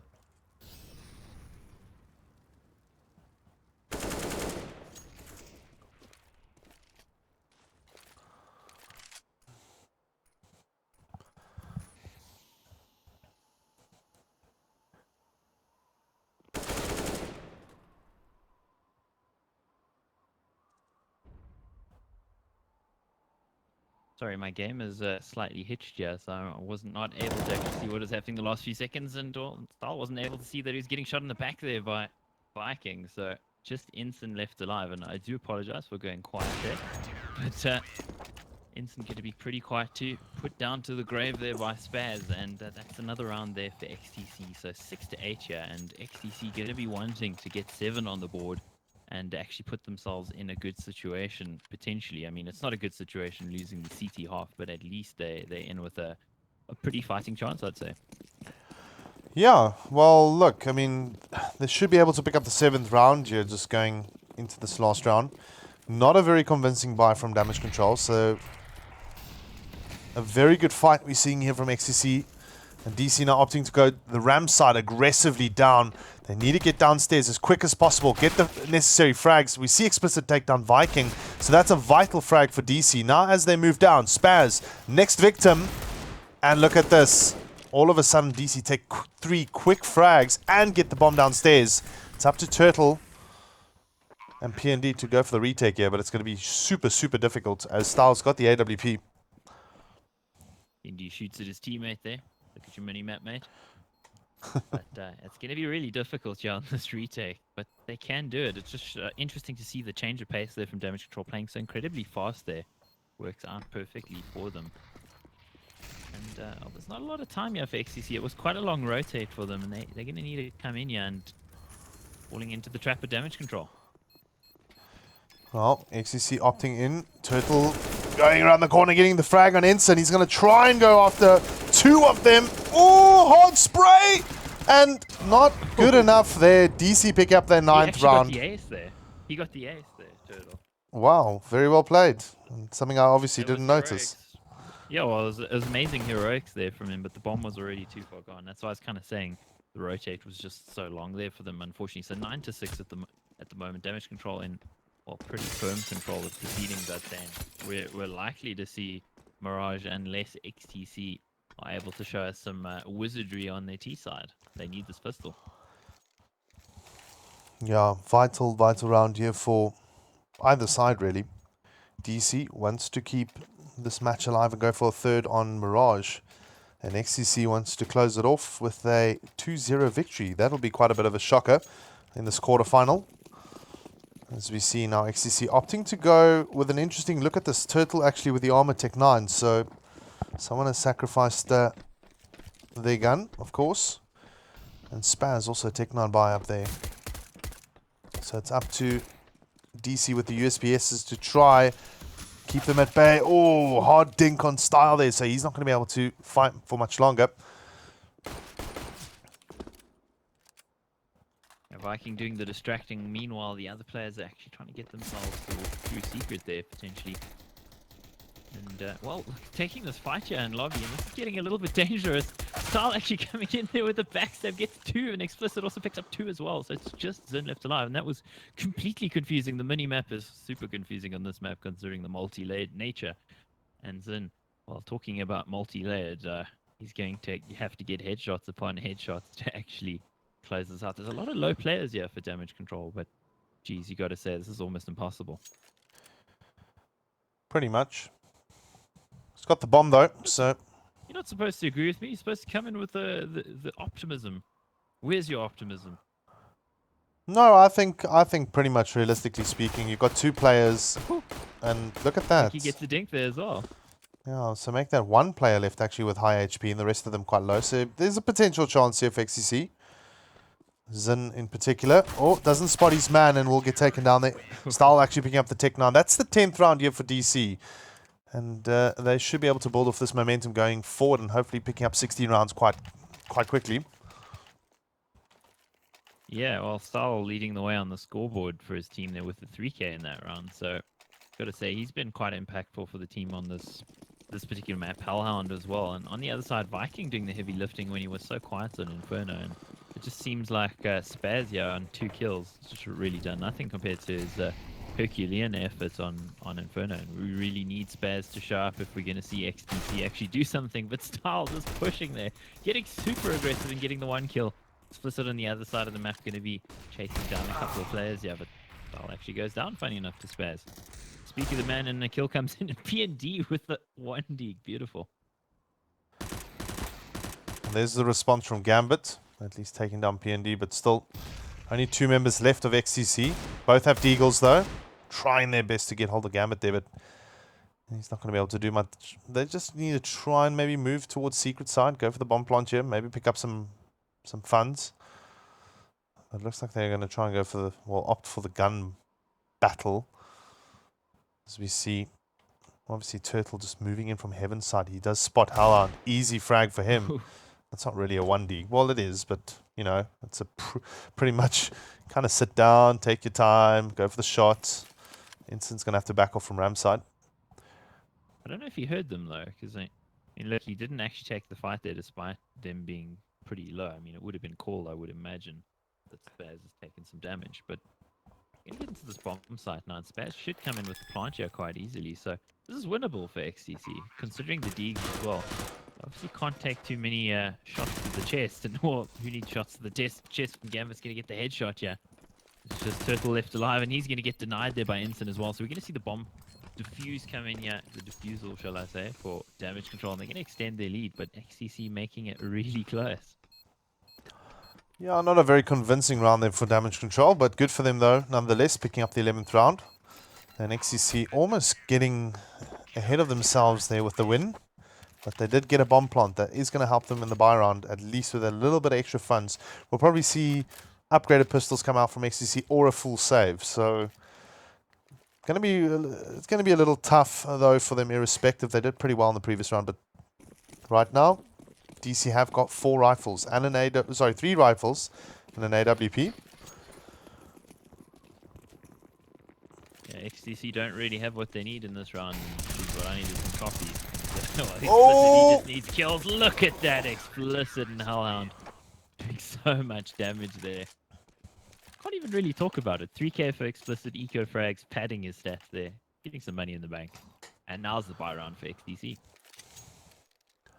Now, this is the important one now for XCC. I'm going to have to try and get that bomb down, get the entries, maybe smoke off outside, maybe try and focus on the outside rather than actually moving inwards and play ramp, because Gambit, of course, already aggressively pushing in with this UMP and gets the frag. Dangerous for XCC right now, dropping a play so early. Viking did not expect that. That's very well played but there. also doing the right thing there and not trying to take the weapon, because a lot of players would put down a player with a UMP and try to pick up the weapon, but he knows not a good idea. Get the kill, fall back.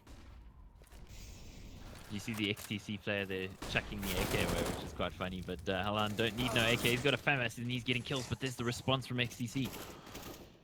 Gambit's still up in heaven though, so quick flurry of frags actually working out there for XTC, getting into the site, but not numerically or any sort of numerical advantage. It's a numbers game, and the bomb's going to go down there. Spaz nearly getting his head taken off there with the UMP on Gambit. Gambit's on 25 HP, so he's going to go down, but look at that Spaz on 1 HP. It's going to be super tough here for XTC to hold this. Yeah, look at Inson. Just spams him right through, and that is a very, very good round for damage control here. Managing to keep the AWP and, of course, another rifle. So 13-6 here, and their main mission is to try and close it off and go straight through to Mirage. Yeah, XTC not really looking like they have too many answers to what damage control is throwing their way on this map. It just looks like it's a damage control map all the way, and I kind of feel like we've been lied to by XTC, man. Nuke's the first pick. No way. Not like this, guys. Well, it's very difficult to say. Yeah, I kid, of course. I mean, we know how good XTC are on maps like Overpass and Cobble, but I haven't seen too much of them on this map, but they do apparently like it. They're going to have the buy now, of course, because the loss bonus is accruing for them. And the battle here outside, I thought PND was actually going to get that headshot, and Viking is on the hunt. He's going to shoot him in the side of the head, so puts down style, and that's the AWP out of the equation pretty early on here. Yeah, very good play from XCC here. Targeting the outside instead, and Viking with the 2K. Just helping quite a lot. And Zen also at the moment. Very well played from XCC, yeah.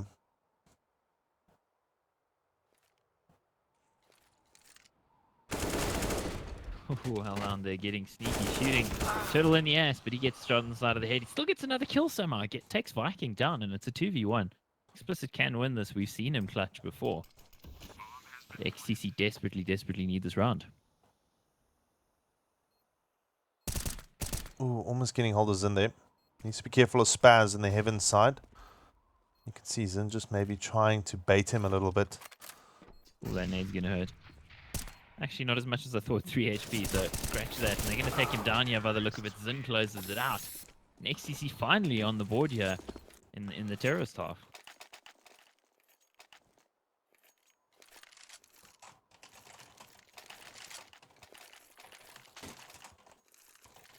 So Halan for his team actually on 22 kills, which is pretty impressive going considering how early we are in the game, so to speak. Only the 6th round of the T side. So what does that make it? The 21st round of the game?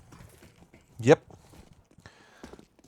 And right now the 2 buy rounds here, very, very dangerous though for DC. They could lose control, but there we go. Gambit doing well.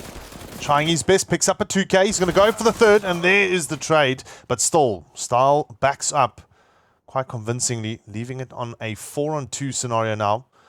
XCC trying to opt some form of way. I mean, we've got Zin on the ramp side, and Spaz just trying his luck, but not really much we can do about it.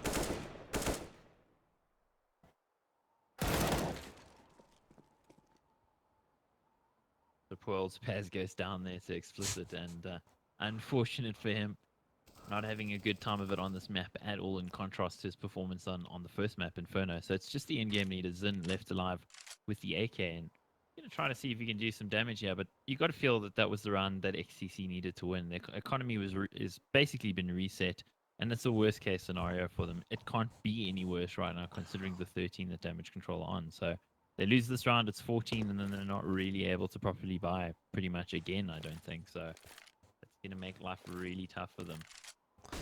And so he going did to try to see what he can do.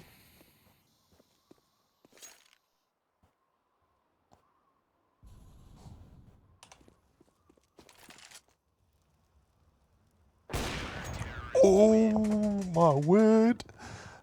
How did he see him? I didn't see him. Yeah, I didn't actually either. That was a bit crazy. Really, yeah, really need something out of XTC, and I don't think we're going to see it. We're definitely going to see a Mirage, yeah. Unless miracles do happen, and pigs fly, and hippopotamuses are all purple. A purple hippopotamus, not exactly something you want to see. Very ropey buy here from XCC, of course, and now they're trying to see what they can do. I mean, they're kind of all over the place. Couple of ramp, couple outside, on top of silo as well, trying to see if they can get any aggression out of DC.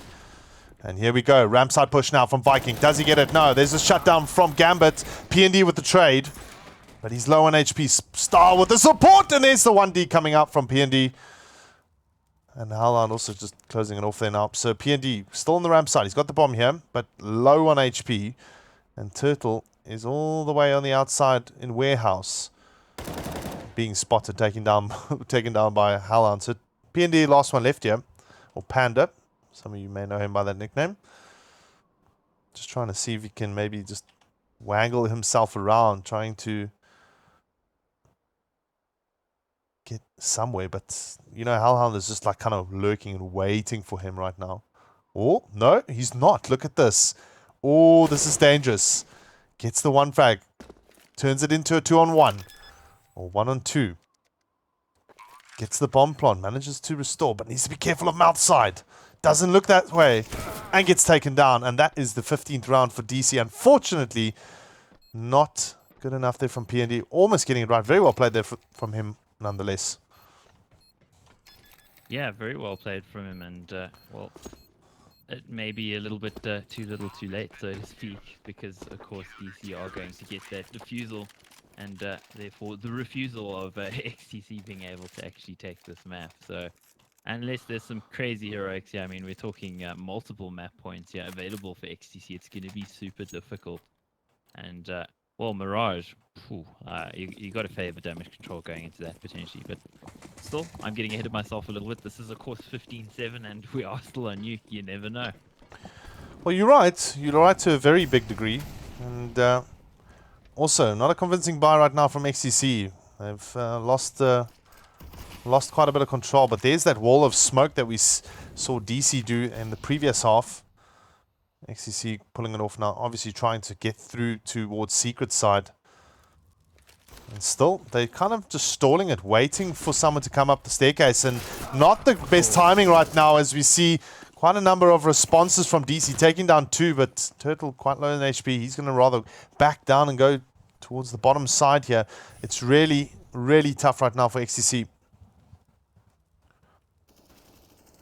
Oh, very tough when Gavin comes in with the 2K. They get dinked, but gets the spray down nonetheless. And, well, Viking now in the impossible situation. He's still taking the fight here, but Instant says no, puts him down.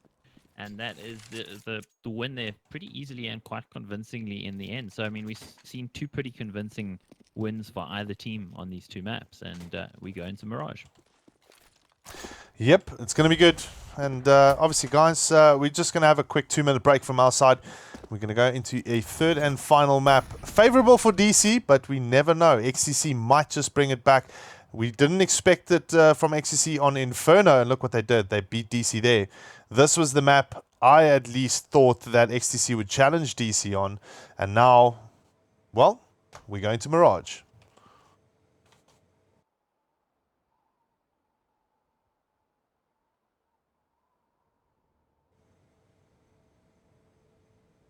And I'm assuming a break.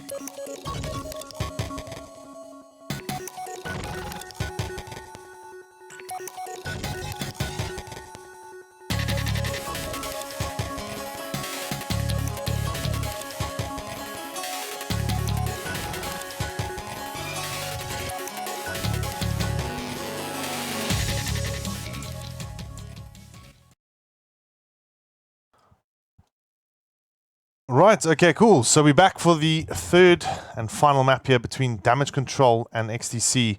And, well, I'm really looking forward to this one. It is Mirage, of course. And I think a lot of people did not expect XTC to take the first map.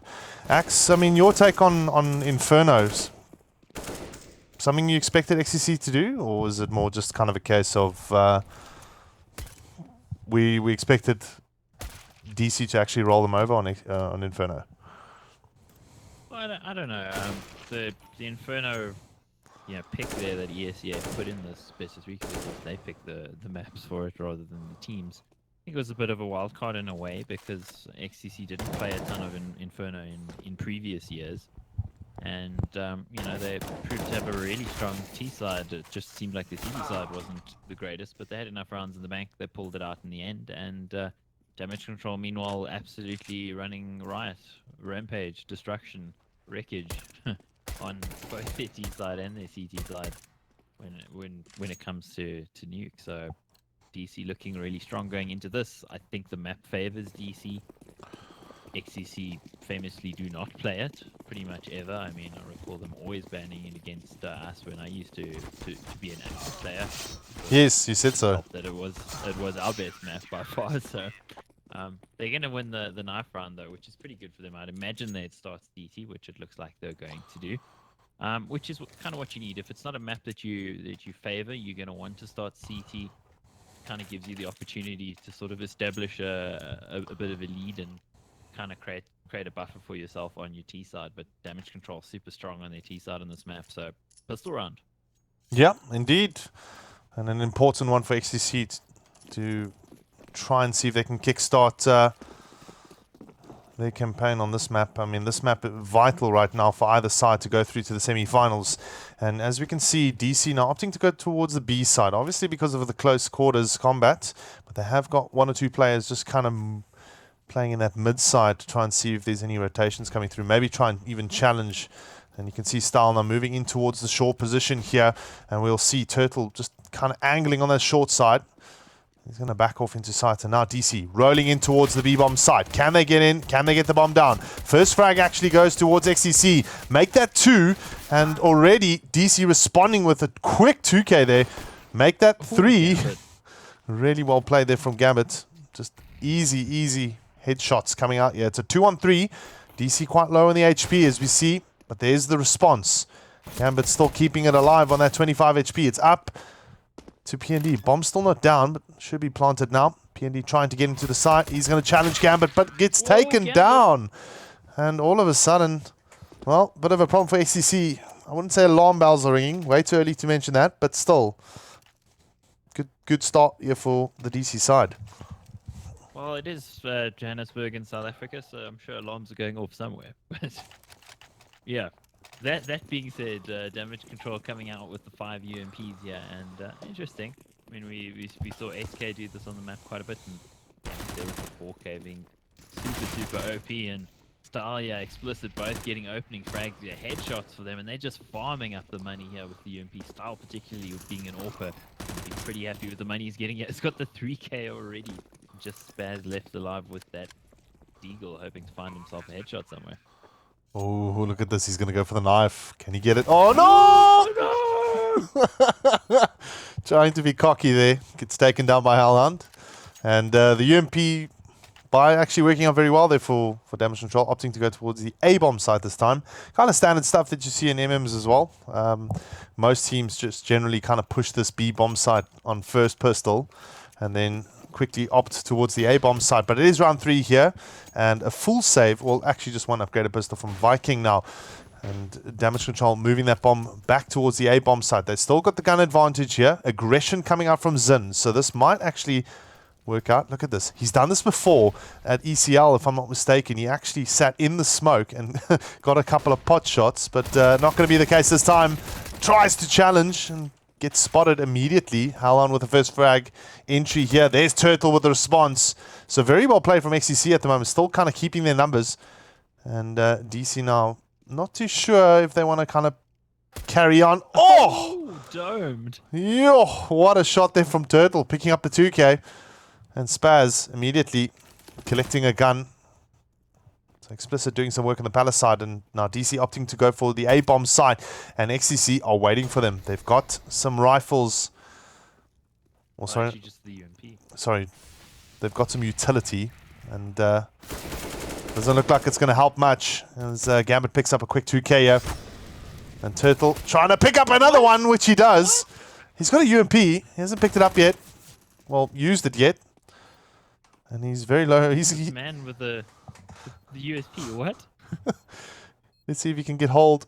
Oh, he does! He gets hold. Headshot. He gets the shot on Ensign, but just not good enough there. Costly round. Well, not that costly for DC. 3-0.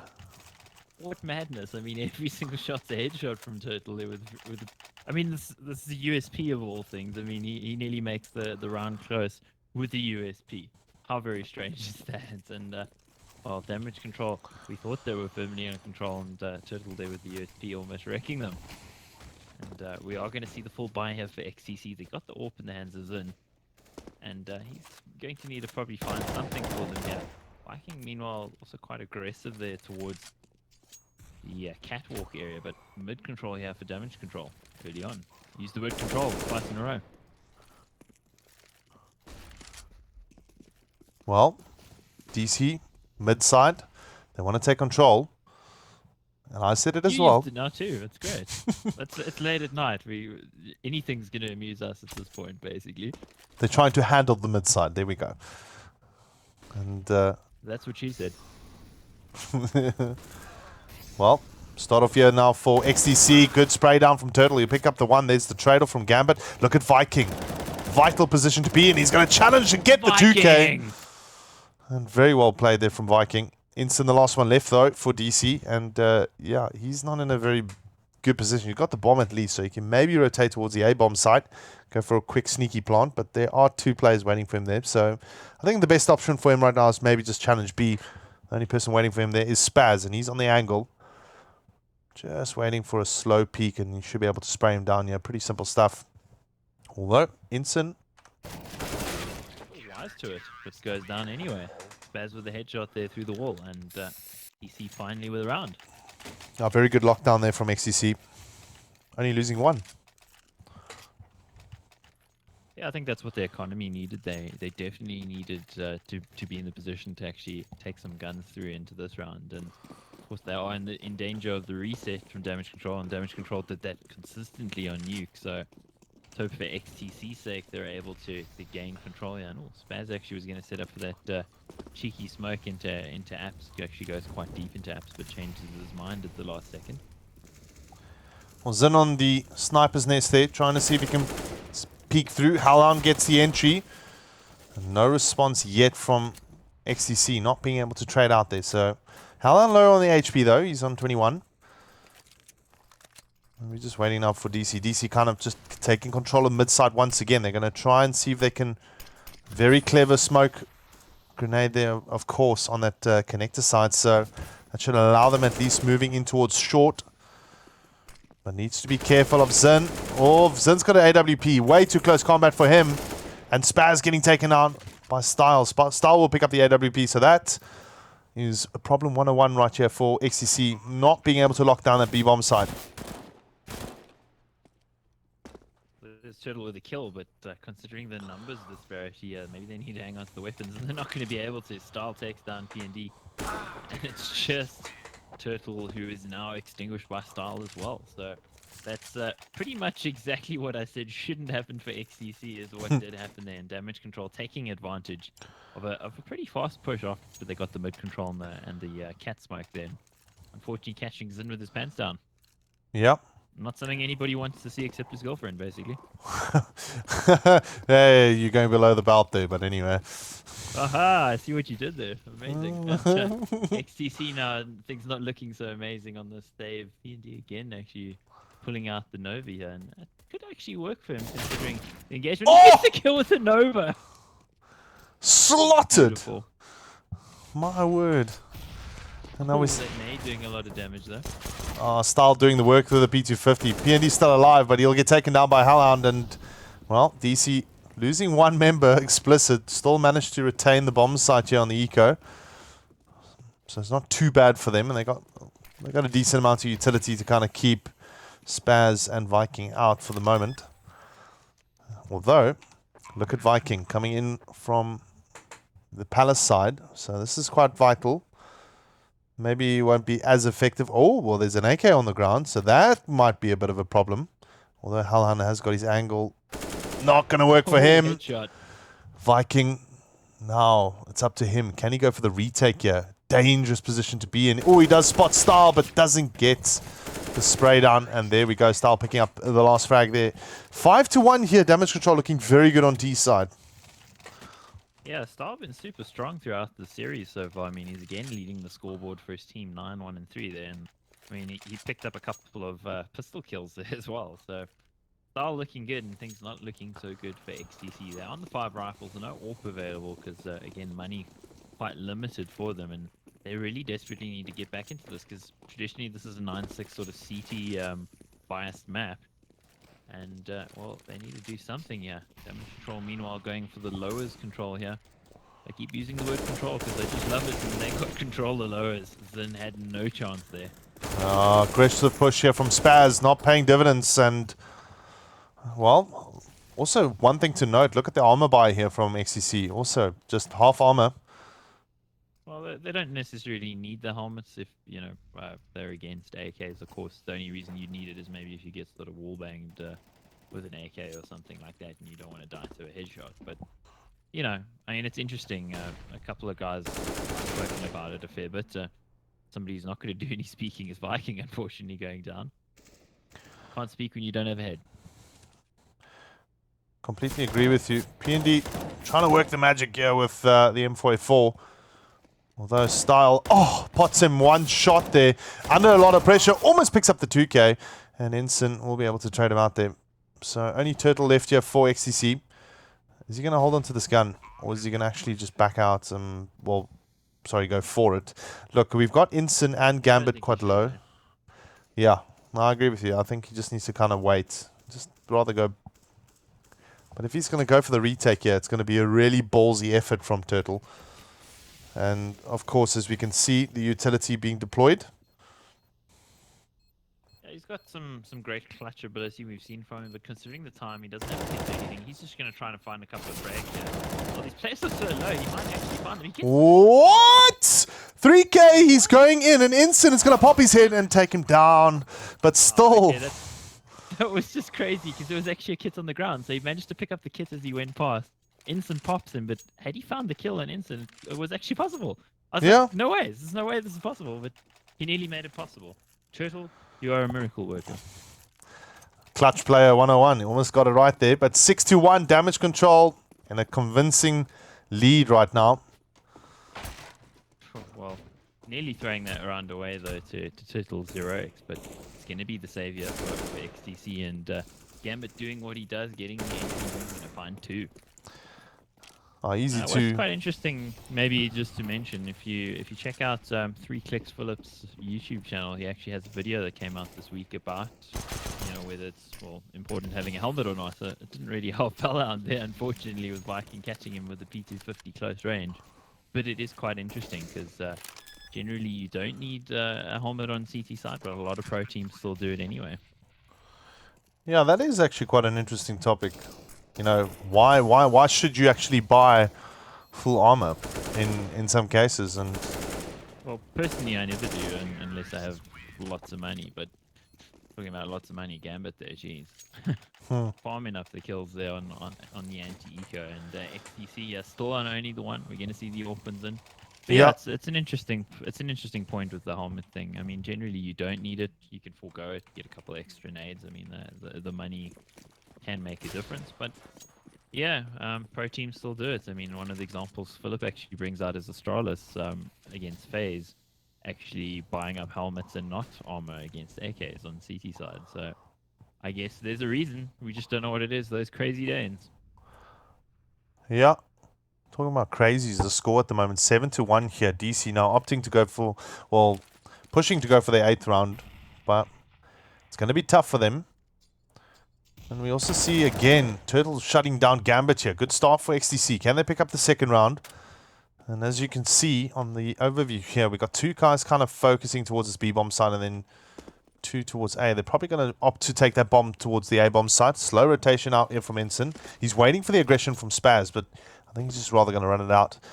And DC now opting to go. They've got utility, so a couple of smoke grenades, a couple of mollies and flashes, and even an HE grenade to get into this A-bomb site. Need to be careful though. P&D, star striker here for XDC. Very dangerous for the M44. And it's going to be up to him to try and defend it off. And DC literally just kind of biding their time right now. They're running down the clock here. So they can get that bomb down as quick as possible and then just defend it off on the rotation. It's a 4-on-5. And here we go. This is entry time here. Entry 101 for DC. Can they get it right? Smokes all over the place. P&D quite far back, giving them the sights. Time's of the essence here. 22 seconds on the clock. Can DC get the bomb down in time? Rotation in effect as we see Zin getting the first frag here. And now Explicit trying to get somewhere. But wow, Haaland with a double kill here. And just enough time on the clock. Look at Viking. Viking in such a useful position. Picking up a 2K here quickly. And now it's up to Explicit. He gets the 1. It's a 1-on-1. It's up to Viking now. Can he pick up the 3K? Is he going to try and juke him out? Spots Explicit. Explicit knows it's trouble. He's going to go for the defuse. Oh, crazy stuff here from Viking. Juked Explicit there a little bit. Explicit obviously expecting the fake, but well played. Yeah, well played with Viking. I guess the old adage, pros don't fake. It's, of course, completely untrue. Pros really do fake. But in this case, Viking just, banking on the fact that his opposite number wasn't going to peek him there because of the flash deployment. He would have expected, I think, Viking to actually come off the bomb. And Viking knows this and doesn't. So there's the round finally for XTC. But again, really shaky economy. Only one player left alive there. And, I mean, without those Viking heroics, not possible. Yeah, interesting setup on the mid side here from XCC. They obviously want to try and counter this mid push here from DC. DC now just waiting it out. Once again, biding some time. They're not playing too aggressive as what we saw in some of the rounds. Just working on the mid side. This is all they want to do. Try and get the picks and then open it up. And they're still kind of positioning themselves. They're probably going to try and go for that connector side, maybe even short. As we see, look at this. Interesting.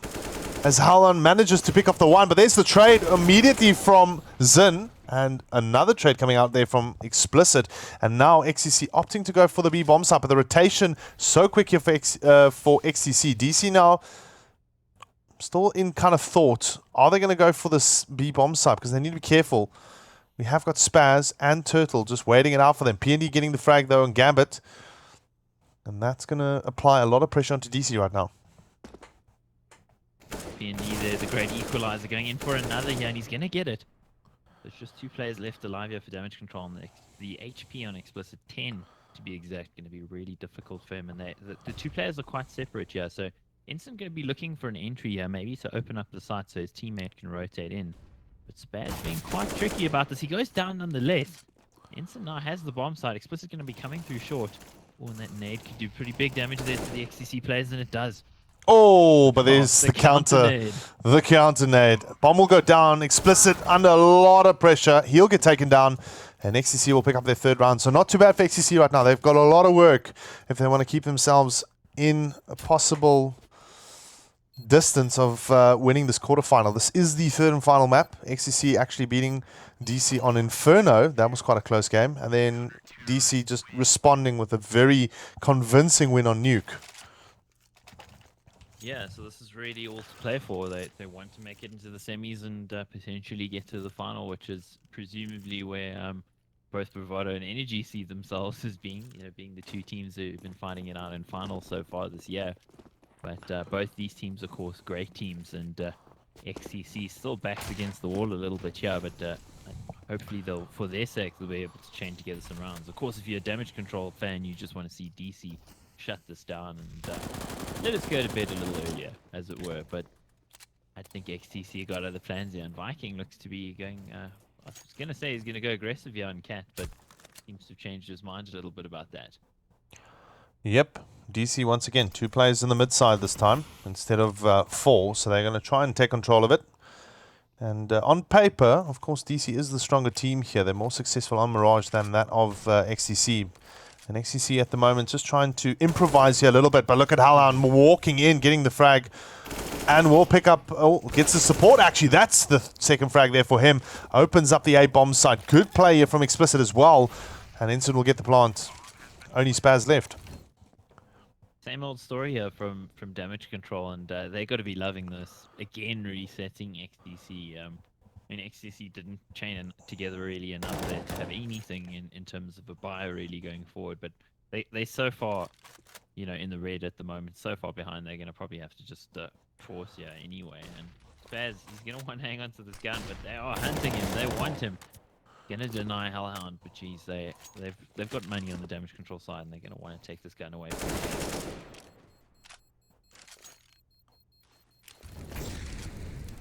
Well, Spaz at the moment trying his best to stay alive, but it's not going to work. That's the 8th round here now for Damage Control.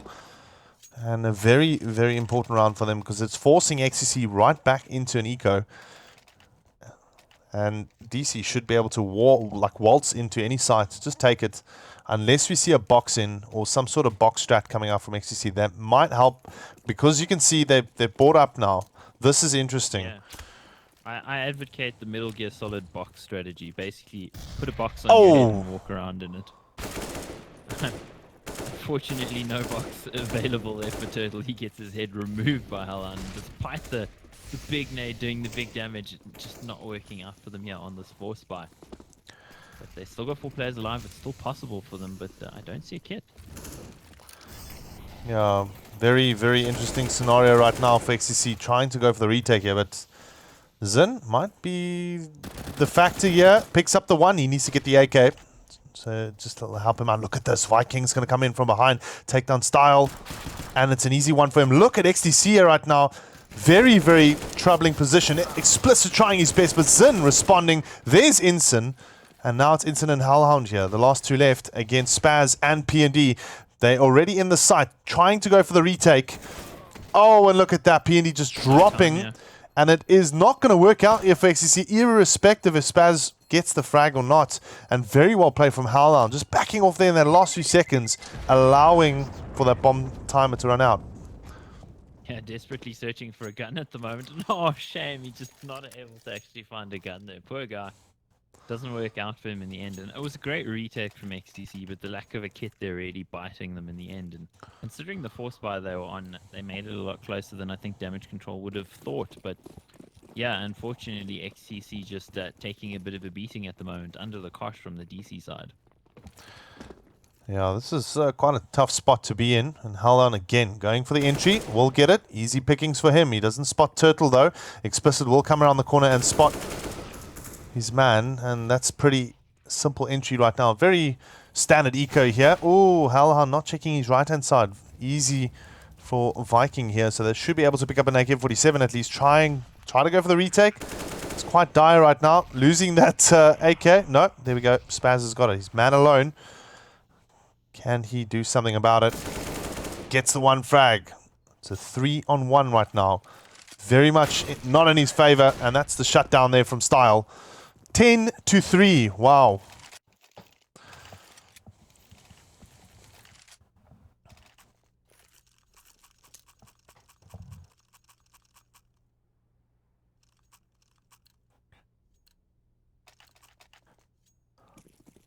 So now we move into the 14th round here. Buy up now from XCC. AWP in the hands of Zin.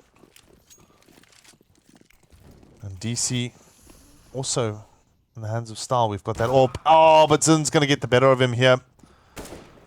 And that's going to cause a bit of issues for the DC. Well, not that much because they have got 10 rounds already. Bit of a spread out default coming out from DC here. 1 in A, 1 in B, and then 2 on the mid side trying to take control.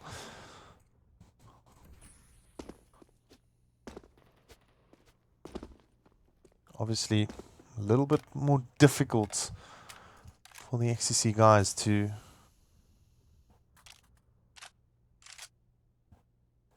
kind of anticipate any sort of push here now from DC. DC now moving that bomb towards the A-bomb site. Hellhound in a good position. He might be able to spot Viking. Although Viking's not really opting. No, ooh, this might actually work out for Viking. Look at that. He spots him, takes him down. So that's 2 frags already for XCC here. They're going to try and pick up another one. And you can see already Explicit pick up the AWP, waiting for PND to well, he pops out, gets taken out. And now DC moving in towards the A-bomb side. Good kind of focus point on jungle here. Should be able to at least pick up maybe the one. He does. Very well played from Explicit. And all of a sudden, DC getting into the side. Not the most convincing fashion, but very well played, though, from him with the AWP. And there's the shutdown from Spaz, and it's a 1-on-1 right now. And there we go. DC picking up the 11th round. So for some of you guys that might have just heard that little sound there, unfortunately, Mike's internet has died. So hopefully he'll be back now. And I'll be solo shoutcasting the rest of this game here. Score 11-3. Looking at the quick scores here at the moment. 10-12. Viking the only one. Him and Turtles managing to rack up some sort of frags for XTC. Aggressive kind of force spy coming out now here on the last round. Style missing his shot on PND, so that's a bit of a problem, but should be okay. Nice entry though from Gambit, but look at this. PND managing to pick up the 2K and drops the bomb. Such an important position to be in right now for XCC. They need to try and focus on their 4th round. That's all they got going for them. Instant responding back though, of course, for DC. Yeah, it's a 2-on-3. Looking good for XCC. They've got 2 AK-47s and a UMP-45. Although Style can be dangerous with the AWP. He gets the shot, but doesn't land it 100%. Obviously through the wall there. So he'll get the support now from Ensign. Ensign will probably just join him. And a big problem right now is that PND is actually going to be coming from behind. He's going to try and go for a little bit of a wraparound here. Maybe taking down Style, but Ensign getting the entry. Style also working. Misses the shot again. A little bit of a problem, but look at this. PND. Little wraparound play from him is going to pay off, I believe. Spaz. I think I'm back. There we go. You are. Welcome back. A little bit. Dead for a bit there. Yeah. We're just looking at PND here. Oh, he's going to catch them both. Wrap around, spray down. No, not going to happen. There's time on the clock here. 20-odd seconds now for Style. He's going to try and move towards that B-bomb side as quick as possible. Is he going to make it? I don't think he will. He is literally just balls to the wall right now, trying to get that side. 8, 7, 6, 5, he's got it. 4. Oh, he missed the plant. He's not going to get it. Oh. But there we go. That's the 4th round for XTC at the least, yeah. So they'll be able to attack some sort of rounds. I mean, 4 rounds, very difficult. 11 rounds for DC. They're in the comfort zone right now. Yeah, I did miss quite a lot of that, so I do apologize. Potato internet in South Africa, turns out. Clearly, I didn't barter my goat in time this month, so yeah, didn't work out for me. So 11-4, yeah, damage control. They're firmly in control, I'd say, and XCC are going to have one seriously amazing T side yet to actually pull this out of the fire. Yeah. Well, look, I mean, DC very, very much in the commanding spot right now. I mean, they're moving over to CT side. They've got a very strong CT side as well. And XCC, if they don't get this pistol round, it's pretty much GG. Like, that's how I'm going to call it. Yeah, I'd agree. They just don't have enough rounds in hand to do this. Of course, this is possible. I've done this, in fact. So, you know, the 11-4 thing, big game. You'd never think it's possible, but as it turns out, it is. But again, that's sort of the 1 in a million sort of situation. It really shouldn't happen, but PND's going to want to find some entries here for his team. They're going into this A side, and through the smoke there, Viking just sitting Gambit down. And they've got control of the side, but they need to watch out here. Style coming in, getting the headshot there on Zin. And it's a 4v4 as the bomb point comes in. Oh, Style pick up at the 2K. He's going to try and go for the 3rd, but gets taken down. Very well played from XCC here. Inside, what? With a 3K, locking them down there. Bang, bang, bang. Thank you, ma'am. And that's pretty much it. Wow. Wow. Ensign just pulling out some dodgy shots there. I'd say hacks confirmed. I don't know about you. Fact that man. Fact that man indeed. Wow. Some amazing shots from the in-game leader there. And he's not the one usually turning on the skill, but, you know, he pulled it out there. And, well, that's the first nail in XTC's coffin. And we're not far away from the final nail unless XTC are able to do something here. But looks like since they got the bomb plant, they're going to save up here. And, whoa, Viking actually getting the 1 Deegan Gambit there pretty early on. So that helps them, but they don't have much to work with here. I'm assuming they're going to come in with the AK buy in the next round. Yeah, I would also opt for the AK buy on the next round. But it's a good start, though, for XCC, managing to get the one. They're going to move in towards the A-bomb side. Look at this. Stahl trying his best with this FAMAS, but it's going to be up to Ensign here to pull off some dodgy shots again, and he does actually through the corner there. Although he's quite low on HP, he's got the support from Explicit. So very well played here from DC. Locked down there. 2K for Explicit. Last member left is Turtle. Look at that. Very sneakily gets the shot off on Explicit. That's a dangerous frag for DC. But it is still a 2-on-1 right now. And DC have got bomb control. So it is up to Turtle to try and retain some clutch skill here. Like kind of conjure it up and go for both frags. It's about the best he can do. 40 seconds on the clock. 2-on-1. Let's see if he can do it. So now he knows where Stahl's situated. Stahl on 100 HP.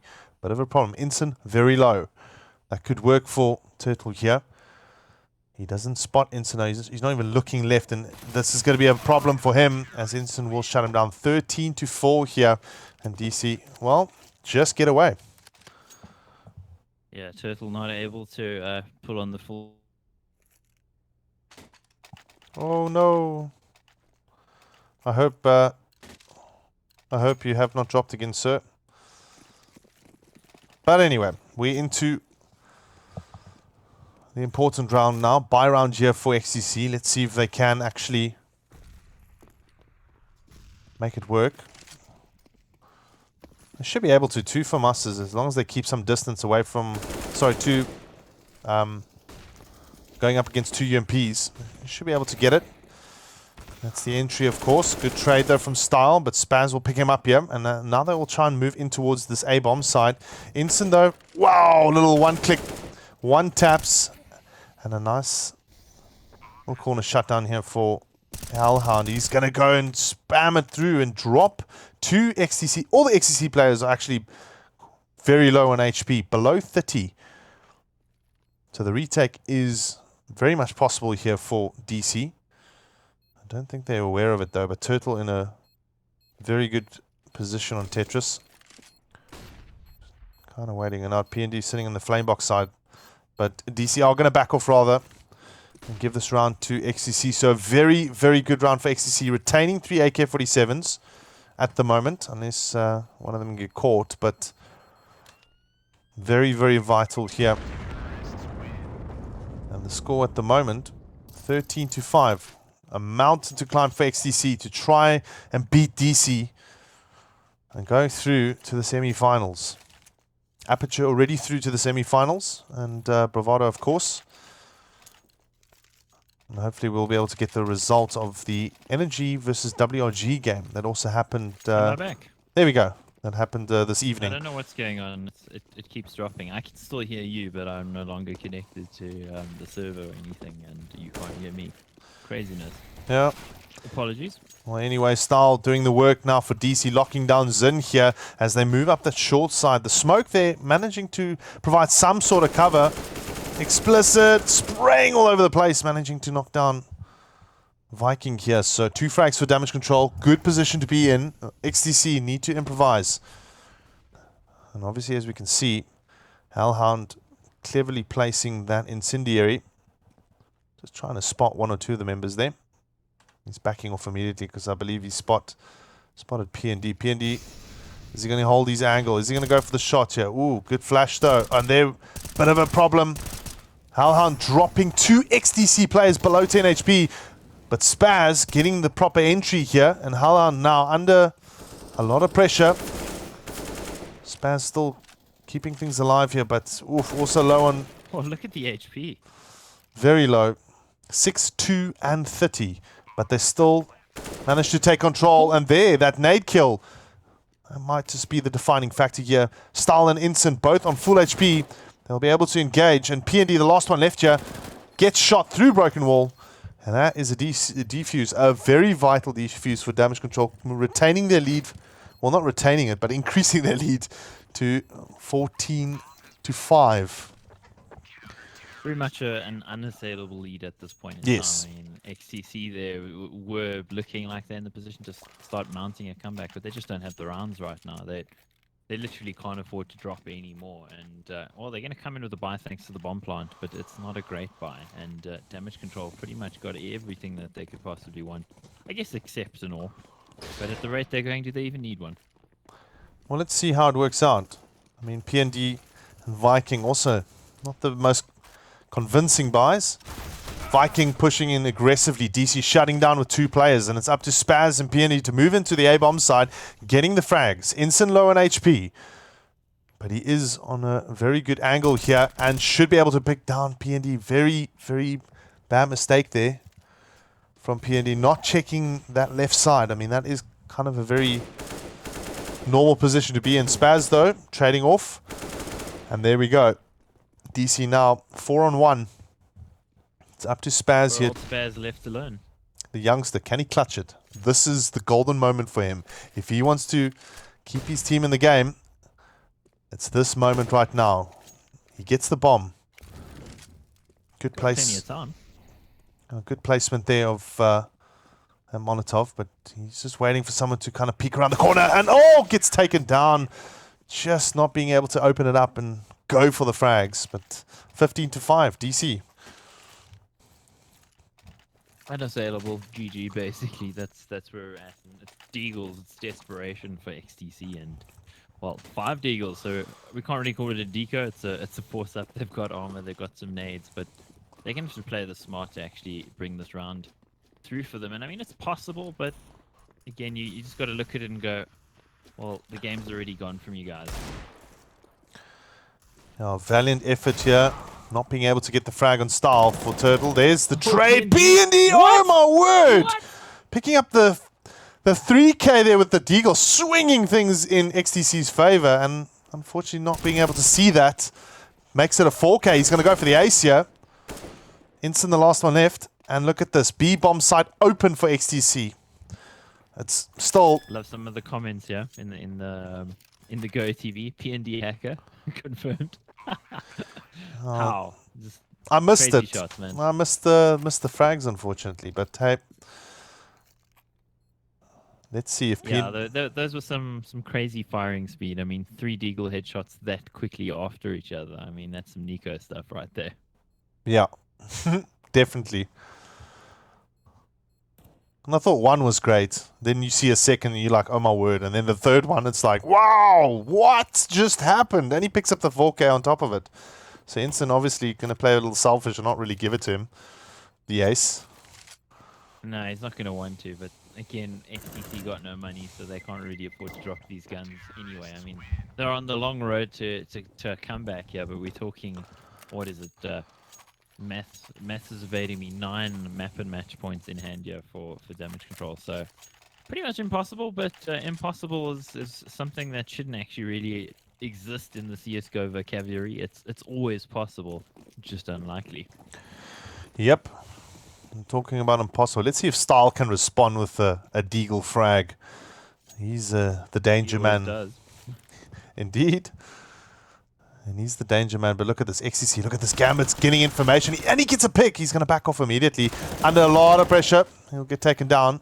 Actually takes down Spaz there. A danger man for XTC. And Style also doing some work with that Deagle, like I said, getting the frag, and you said he always does. But XTC have the sight. Bomb goes down. And look at this. The wraparound not working out for Explicit. Zin has got his wits about him. So this there you go. got the frag there. Viking actually taking down Hellhound, and it's just Ensign with the 22 HP, the rifle. And he's got a kit. Maybe he needs to look at saving, and it looks like that's what he's going to do. Now, once again, instant saving, backing off immediately with that AK. So, second round, he's kept it. But still, the score looking very comfortable here for the DC side. XTC, mountain to climb. I think it's Kilimanjaro, perhaps? Probably Or to that K2 or Everest, or I'm just going taller. The moon. The moon, yeah. Space. Possibly space itself.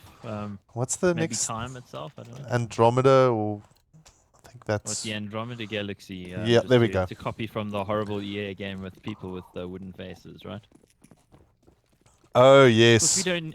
Yeah, we don't need any faces in this game because we shoot them off regularly. So the battle here towards mid, Style actually going for the early peak there and dealing a bit of damage to Turtle, but not enough to actually really worry him too much. He's a Turtle. He's got a shell. He's feeling good. Well, let's But see. considering the scoreline, you can't be feeling good if you're the XTC team overall. No, definitely not. And DC need to just kind of take it patiently. They love to play the patient game, but we see a lot of breach play coming out here from Spaz as he opens up the site. There's the response from Ensign immediately. And now they're just trying to get into the site, get the bomb down. That's number one objective here for XTC. Nice spray down from Zin as he picks off a Style here. And XTC, well, are they on fire? Do we see a comeback? Another spray through the smoke from Viking. And this, all of a sudden, opens things up. Yeah, very much so. And wow, that was some scary stuff there from the entry players for XTC, and just shows how effective Viking and Spaz are as an entry team. But yeah, it's a little difficult for them. I mean, you can see that they do have a pretty well sorted T side, but it's just so late in the game for them, considering how little they had to work with in terms of rounds. And I mean, had they maybe gotten 6, then they might have still been in this game. But again, I'm saying this, and the miracle is still entirely possible. So Yep. please ignore everything I say. No. Your analysis is perfectly valid right now.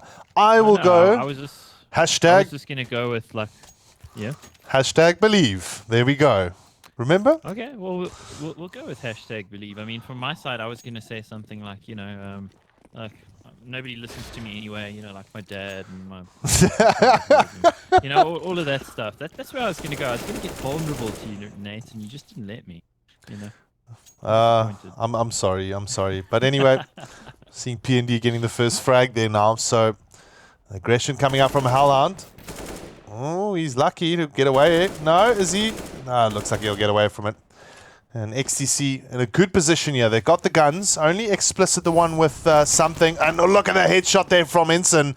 Opening up that Palace side. Zin supporting from Connector. Explicit the one managing to do the work. But XTC then just start to roll over the DC players. Obviously, DC just doesn't have anything on hand except one AK that did a little bit of work. And it's up to Hellhound here to try and go for a retake. He could potentially do it. I mean, if you look at it, Zin and P&D quite low in HP.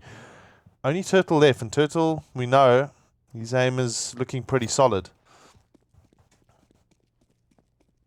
Very much so, but considering the HP, I'd say it's possible here for Hellhound, but he doesn't have the arm and he doesn't have the kit. So unless he does, and I can't see, because damn you, Go TV. Okay, there we go. I managed to fix it. The old escape, push escape, come back. Yeah. Loves to do that. Unfortunately, doing that's not going to fix it for you, XTC. This team has got a lot of work to do to actually bring this back. It's going to be 15-9, which is great for them. Again, they're showing that they have some, preparation on the T side, but the CT side, again, just biting them as it did on the previous 2 maps as well. Yep. It's kind of like a situation like... I mean, there's some international teams that are famously like this. I mean, Navi's one of those teams who's always amazing on T side, and sometimes they just absolutely fall apart on CT. And I mean, of course, the skill gap is there. XTC are not as good as Navi, not by any stretch of the imagination, but it's interesting to see the parallels. Ooh, almost getting the shot on Style there. Would have been a great opener for XTC. And Style reduced to only 74 HP, so it's not too impactful. And XTC now trying to see they can maybe just get something going here. Explicit getting the first frag of the round. And now XCC moving in sharply into the sites and get 2 frags quickly. Wow, this is interesting. They got control of B-Bomb's site, and that Spam Shop almost taking down Spaz there, but it had to go through a couple of objects first. Spaz will back off back into the app side, and DC have opted to not go for the retake, which is also interesting. Yeah, I think they're in the situation that they got the rounds in hand that they can do it. And at the same time, you know, I mean, do it as in win the game overall anyway. They don't need to risk the economy right now. They need to hold on to it so that they can, you know, set themselves up to have as many buy rounds going forward as possible. Because, of course, they are on map and match and series point. Yeah. Well, XCC climbing back here. 10 rounds, so it's a 5-round difference here between the two. And Damage Control have not won in the last 5 rounds. So if XCC continue the way that they do, we might actually see a draw. Hashtag believe. Here we go. Round 11 of the second half. And we see the AWP come out now for P&D. That's an interesting buy. He can... he's pretty quick, but look at the style actually on connector there. Might just challenge him, but he's going to back off.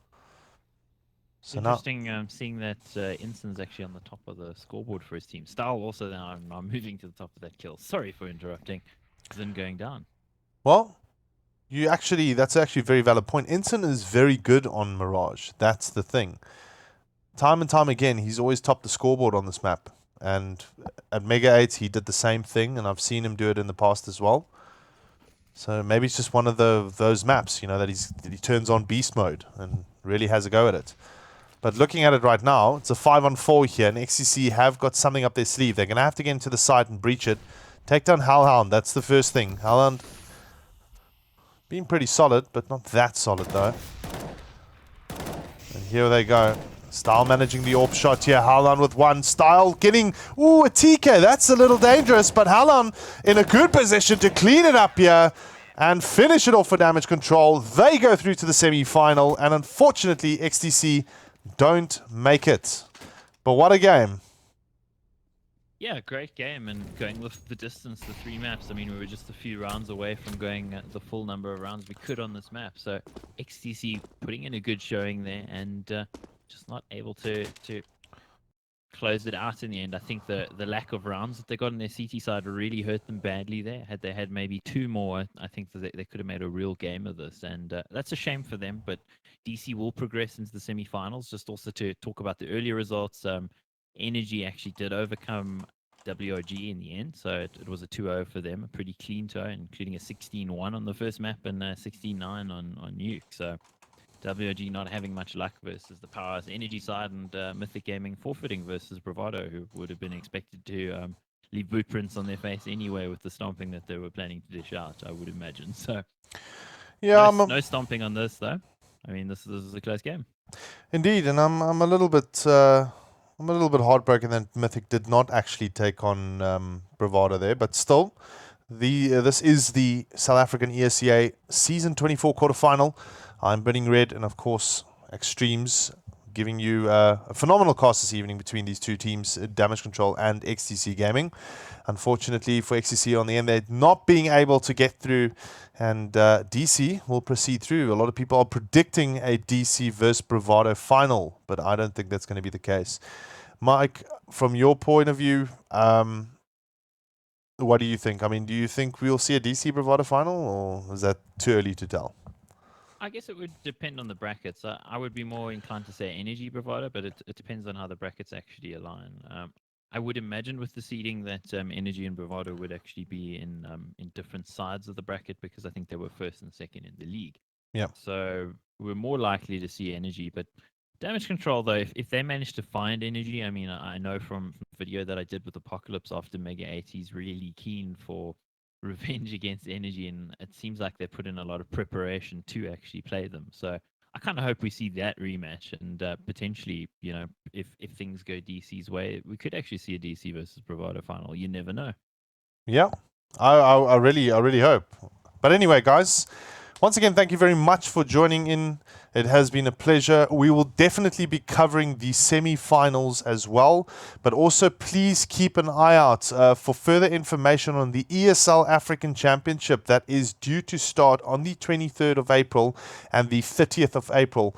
Those are going to be some killer games as well. That's the qualifiers happening. Once the qualifiers are done, teams will then go through to the group stages and then hopefully kind of get through to the playoffs and finals, and then that's for season 1, and then season 2 will also be later on this year, where the main final event will include North African and South African teams, which is going to be awesome to watch, and that is going to be amazing. It'll be in Johannesburg at the Rage Expo.